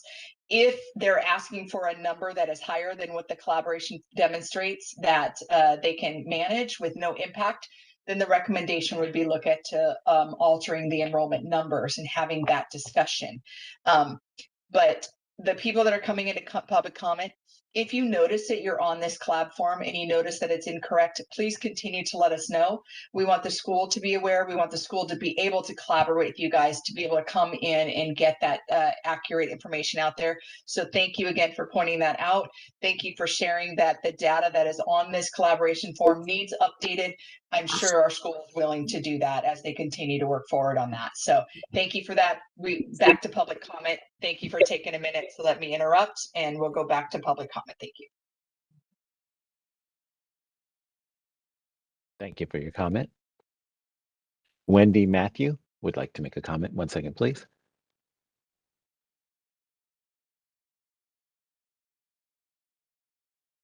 Hello, thank you. Can you hear me okay? Yes, ma'am. Go ahead. Thank you. I'm the director for the CSU Stanislaus School of Nursing, and I would like to comment as I have had interactions with Arizona last year. I would just like to emphasize what my colleagues are stating and the fact that Stockton already has established nursing programs that provide our community with accessible pathways for this profession, right? And so we're all here to kind of to support that growth and to support that community partnerships that we already have. We do have a clinical placement issue. We also have a qualified faculty issue, and we already have established partnerships with our healthcare organizations. So bringing another program really risks straining the very infrastructure that we have built our nursing education programs on already. When I had the opportunity to meet with representatives from Arizona, we were told that they would take places that did not impact us and that they would be using students or accepting students that our program would not allow into our program, which both comments I think are inaccurate. We have a more holistic admission process now that does allow more room for students to be coming into our program, as well as the fact of what I want to emphasize what Ray had also shared, that they are finding clinical placements or sites that we have been told no to. So it's not that we wouldn't use them if we could, we've just been told no. I respectfully urge the decision makers here to carefully consider the impact this will have on our clinical placements, our faculty availability, and the long-term workforce sustainability as we move forward. Thank you so much for this opportunity. Thank you for your comment. Lisa Lucchese would like to make a comment. 1 second, please.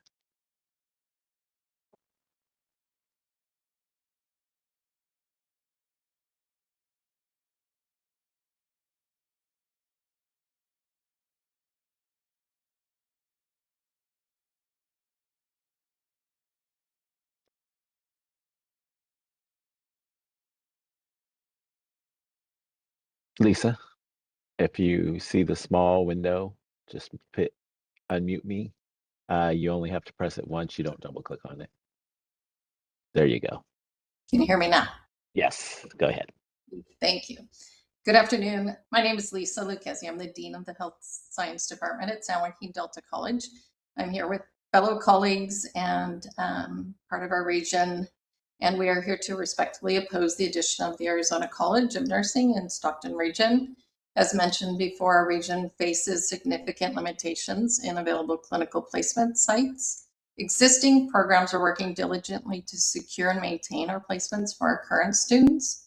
The introduction of another nursing program would further strain these limited resources and raises serious concerns about the potential displacement of students who are already enrolled and progressing towards completion. We are also working hard to train and retain local talent. We developed the HOPE program specifically to meet the workforce needs of our region and create accessible pathways for the students in our community. Adding an expensive out-of-state private institution to our area does not align with the needs of our local workforce or the students that we serve. The BRN recently approved another private school in our region, and our concern continues regarding clinical impaction. While we've submitted a modest and nominal increase in enrollment to responsibly meet the workforce demand, we strongly oppose the approval of an additional nursing school in our region. The enrollment request presented here would equal our school size and would likely impact our region. It's difficult to understand how they could place 144 students in our region in what I could see on the form as limited sites when it takes our school at least 7 acute care facilities to meet the demand of our 150 students. I respectfully urge the board to consider the cumulative impact of these decisions and prioritize stability, quality clinical training, and the success of our students already enrolled in our programs. Thank you for this consideration. Thank you for your comment. Lindsay Anderson would like to make a comment. 1 second, please.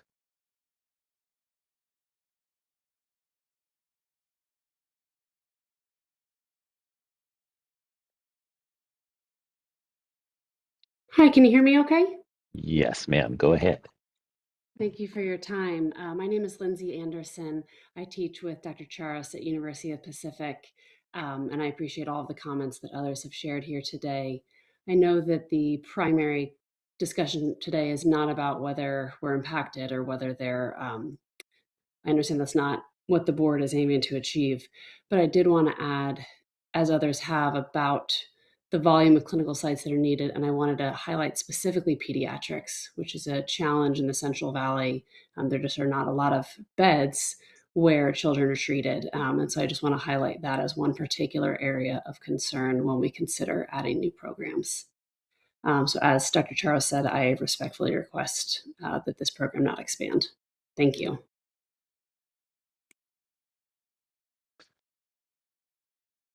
Thank you for your comment. All right, Sarah. So a small window is going to pop up. Just click on it one time. You don't have to double click. Sarah Schweitzer would like to make a comment. 1 second, please.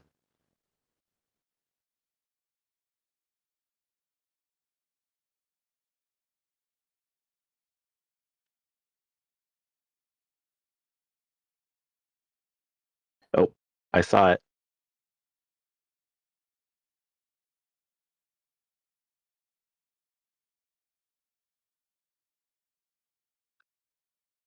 Just click on the small window once. Unmute me. No? If you're unable to mute, you were able to put into the comments that you would like to make a comment. If there's a short comment that you would like to add in there, we'd be happy to read it for you.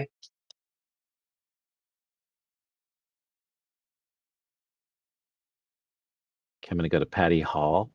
Sarah, go ahead and type in your, if it's short, go ahead and type it in. Patty Hall would like to make a comment. 1 second, please.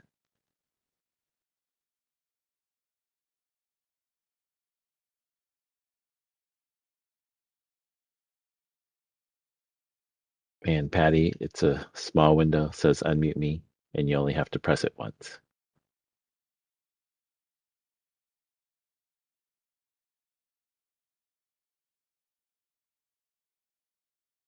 On our screen, there's a picture of what it looks like. It's a small box that says unmute yourself. You're being asked to unmute yourself, and you click on the unmute B button. Yeah, just one time.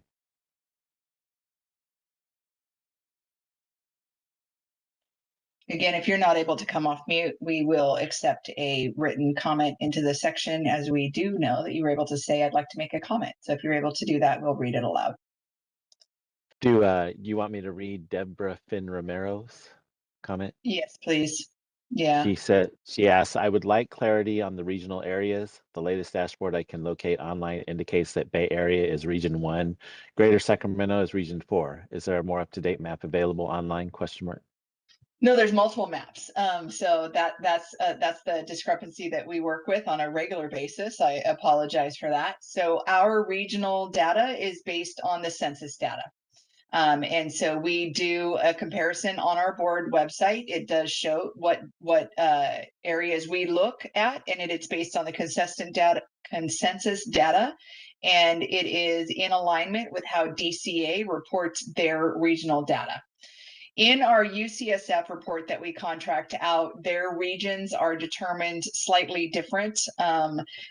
We do report that out, but we do show that there is discrepancies between the census data that DCA uses to report by regions, and the various data regions that are used by our UCSF contract. So apologize for any confusion, but if you go to our website, you will see a table that clearly identifies the differences in that and how we utilize the data here at the Board of Registered Nursing. Thank you. Nicoletta Bugnaria would like to make a comment. 1 second, please.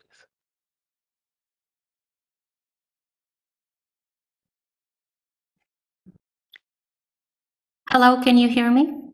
Yes, ma'am. Go ahead. Thank you so much. I'm Nicoletta Bugnario. I'm the Dean of the School of Health Sciences at the University of the Pacific. The entry-level Master of Science in Nursing is collaborating with the other schools, Delta College, CSU Stanislaus. And I just want to add to the previous comments of clinical placement, and I echo those. My comment, it has to do with ensuring the students that are entering programs are supported for success. The proposed institution is a for-profit institution. The cost of this program is significantly higher than any of the other programs in the area. And in an environment where student loans are just through the roof and harder to come by, when a program comes in and will accept that number of students, 144, they will probably take students that otherwise may not be accepted in the other programs, but there is a reason for that.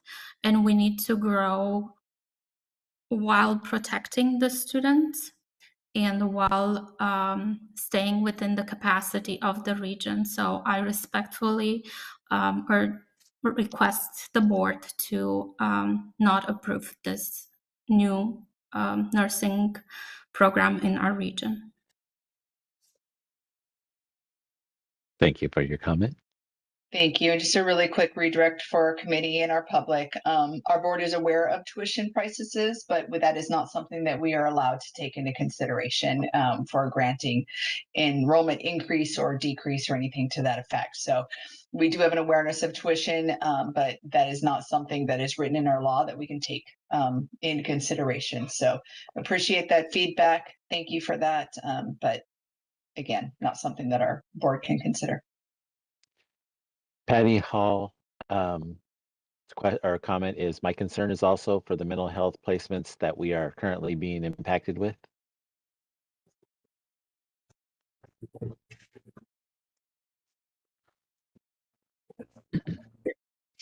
Thank you. Were we able to get the other public comment? Were they able to do it? Yes, she just stated that. I was waiting to see if there was a comment on that one. If not, I will go on to Sarah's. If you could go on to Sarah's, that'd be great. Okay, Sarah, I am Dean at the Stockton branch campus of Stan State. Arizona tried to enter Sacramento and are now trying to enter Stockton as their second site. This does not suggest a commitment to a region or a community, but rather a commitment to expansion of a private university with high tuition. Thank you. Appreciate that. And again, our board cannot take into consideration private versus public, and they cannot take into consideration tuition. We do have to go off of what our law says that we can look at, and that is attrition, graduation, NCLEX rates, et cetera, and then whether or not the resources are available. So that is what our board committee is here doing today. But thank you guys for your feedback. May I have another moment to address some of the comments? That is up to our committee members, Patricia Wynn, Jovita Dominguez, Dolores Trujillo. Are you guys wanting to entertain further now that public comment is over, or do you guys want to move forward? It is up to you guys and how you want to manage this part of the meeting. Be okay with, you know, a couple minutes. Okay. Yeah, And I would like hold on, Debbie, hold on real quick here. Sorry. Last Yes. comment, and then Oh, Ray okay. Charles, I would just like to comment that Kern County is a long way from Stockton. Okay. I'm sorry. Go ahead, Debbie. No, I apologize. I just want to address a couple of things, and then I'd like to make a request of the board, if I could. First of all, that very last comment about us changing locations and not be committed to a region, there could be nothing more untrue than that, because we were trying to serve the clinical partners that really desire a dedicated group with us. They've worked with us in other states. They know we provide great nurses to them that stay in their organization and work. So we were trying to stay around our partners with Tenet Health, which is Doctors of Manteca and Doctors of Modesto. So we were trying to stay in that area. It wasn't hopping around. But outside of that, we have a significant number of clinical spots that are not connected to anyone. We would not displace anyone. And we are more than open to entertaining a lower number that accommodates our partners that really want us, that we're not displacing anyone, and that we give an opportunity to students, and most of all, give an opportunity to y'all to let us prove what a great program we are, because we are a good program that has a lot of resources for our students. And we provide employment opportunities in the area. We provide growth in the area because we have hundreds of faculty across the U.S. that very often, I'd say almost all of the time, faculty will move into new programs that we have and relocate. We also offer a really great mentoring program to our faculty for people that otherwise would possibly look away from education and stay, in the clinical role. So I would beg of you all to entertain a lower number and consider that, because if you look at the sites that we have that are not impacting anyone, and I'll just stop there. I have some responses for many of the comments around collaboration, because I personally did not collaborate with Pacific. It could be that Carol last year, when we were looking at Sacramento, may have collaborated with them, but I personally have not, because I want to collaborate with everybody, and I'll come out and visit anyone that wants to sit down and talk with me.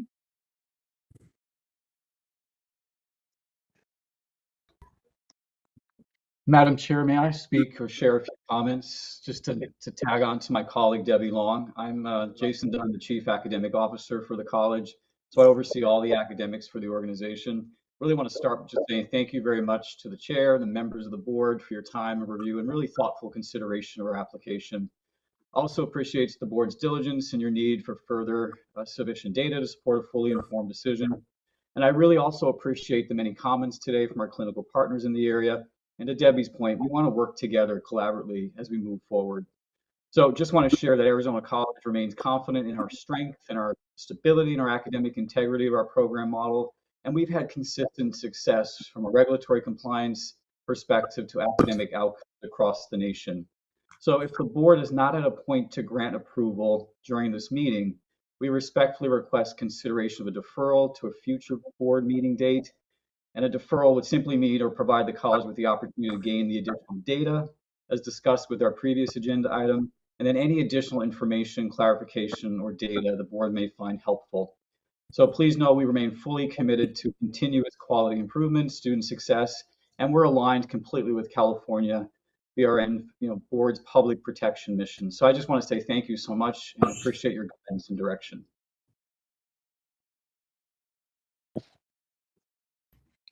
Thank you for your comments. Committee Chair Dominguez,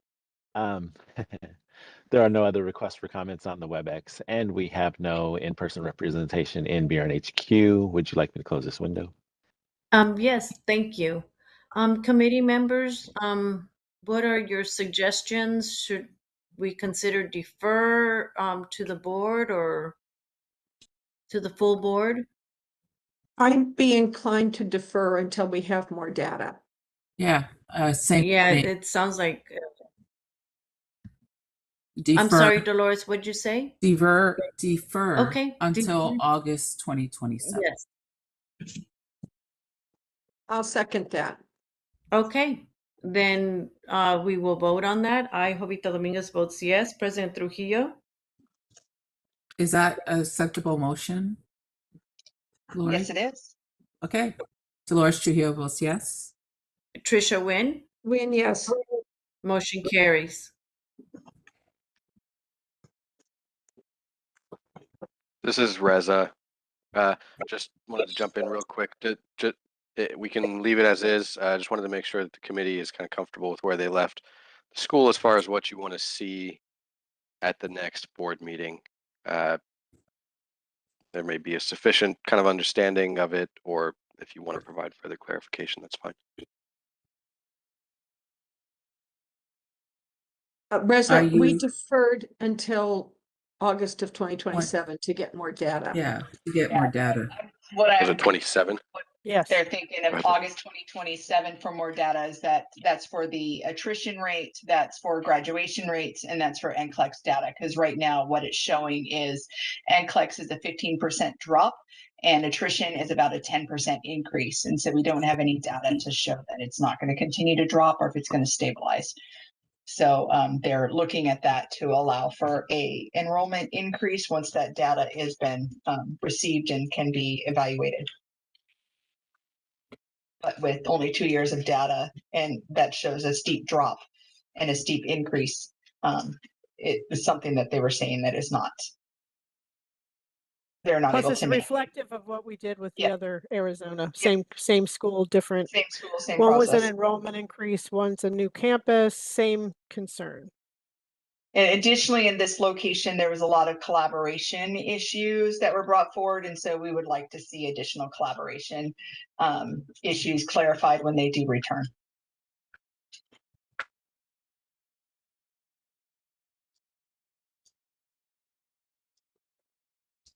Okay, so Dolores motioned, Tricia seconded. We Already all did vote. public comment, so we just Yep. need a vote. Yeah, we just voted. We all were Unanimous. unanimous yes. Okay, Wonderful, thank you. All Reza, right. did we answer your question, or was that the answer to your question? Yes, and I wasn't necessarily calling for anything, but yeah, I think Lori covered it on the attrition and the other data, and then as well as the collaboration with some of the folks that spoke up. Okay. All right. Agenda item 6.4.3, discussion and possible action regarding a request to grant acceptance of a feasibility study for a new pre-licensure program. This is San Diego State University Baccalaureate Degree Nursing Program. They are asking for a secondary site consideration in Chula Vista. Information on this program can be found starting on page 209 of the packet. And board moderator, if you could please elevate the presenters on the list for San Diego State. San Diego State University submitted a feasibility study for approval to offer a new accelerated second BSN at an alternative site in Chula Vista, San Diego County, Region 10. The enrollment request for an alternate site is for 50 students to start in the fall for a total of 50 students annually. The growth data information for Region 10 is on page 212. The academic collaboration data starts on page 213. And the program wrote an executive summary and submitted it on page 218. Program representatives are here to answer any questions you may have. Additionally, there were supplemental materials that were posted from the schools that were listed in the collaboration document that shared their support. And so that is posted there as well. The schools or the facilities? Or both, maybe both. The schools. It was the schools. Okay, thank you.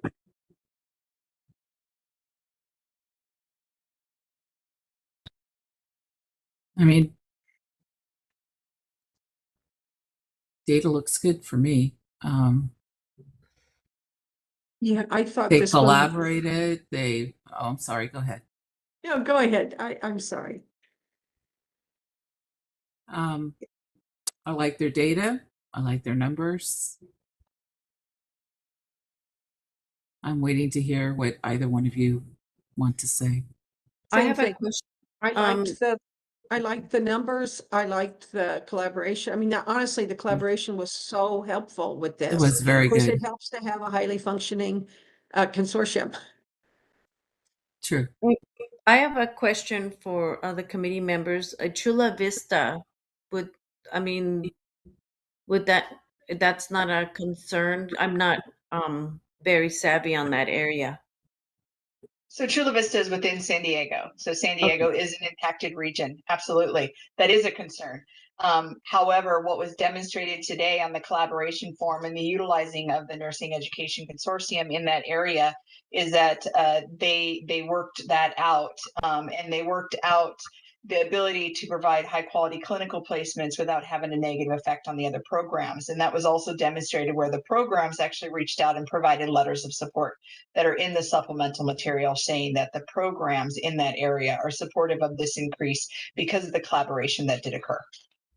Okay, thank you There for are that. there are other letters in there that are not program specific.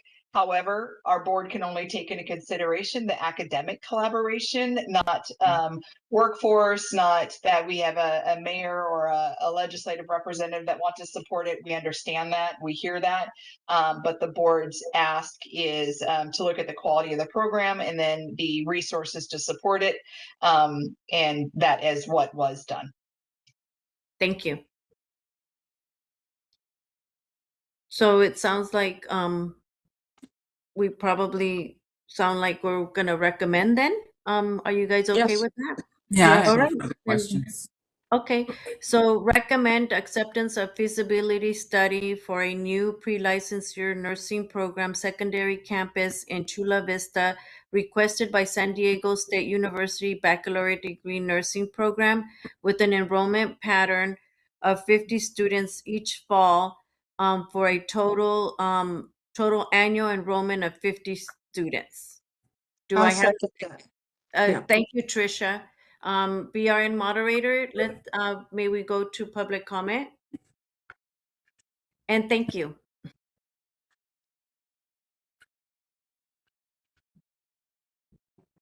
BRN moderator, if you're speaking, we're not able to hear you.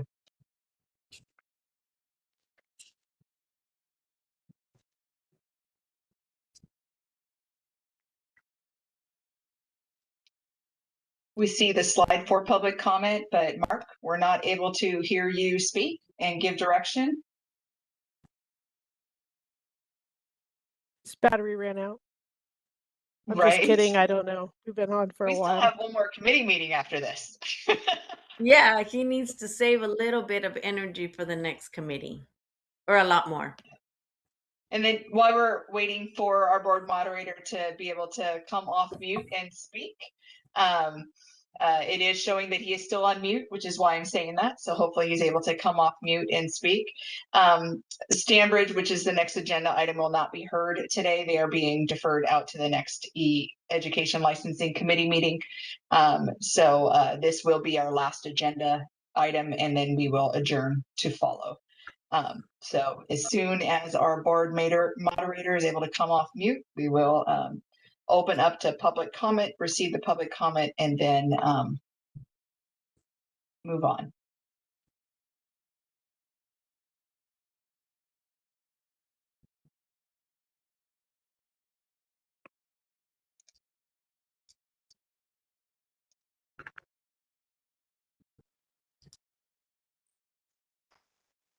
I am sending a message out.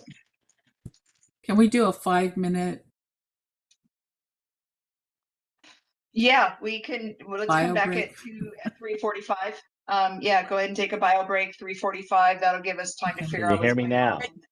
Oh, Doug? there Can you he hear me? is. There you Yeah, are. my So headset if died we and I can was have, switching over while you guys were talking, and I didn't thank know you. that the new headset wasn't connected until you guys started saying, I can't hear you, but I Can't could hear still you, hear you Mark. guys. I just couldn't Are, say anything. That was Dol- wild. So Dolores, if are we you can get up okay? to public Go? comment, that'd be No. fantastic. Well, All let's right, finish. here we go. We will be opening for public comment now. I will be activating the question and answer feature. Please refer to the screen share for members of the public to see how they should type in their request for comment. I've activated the question and answer feature. Members of the public can indicate that they would like to make a comment by typing into the question box, I would like to make a comment. I'll pause for a moment for members of the public to type in, I would like to make a comment.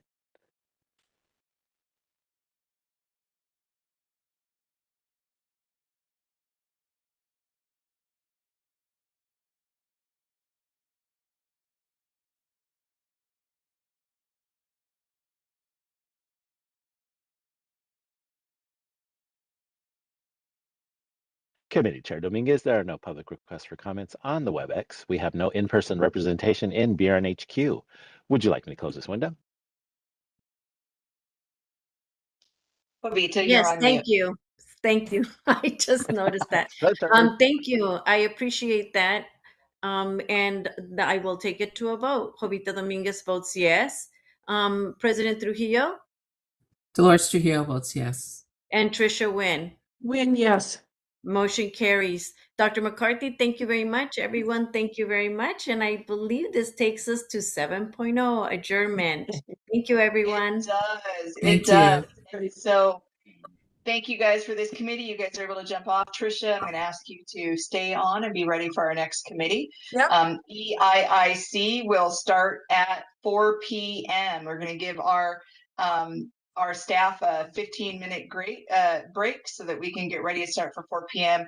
The agenda is relatively small and quick. We should be able to wrap up by 5. Thank you.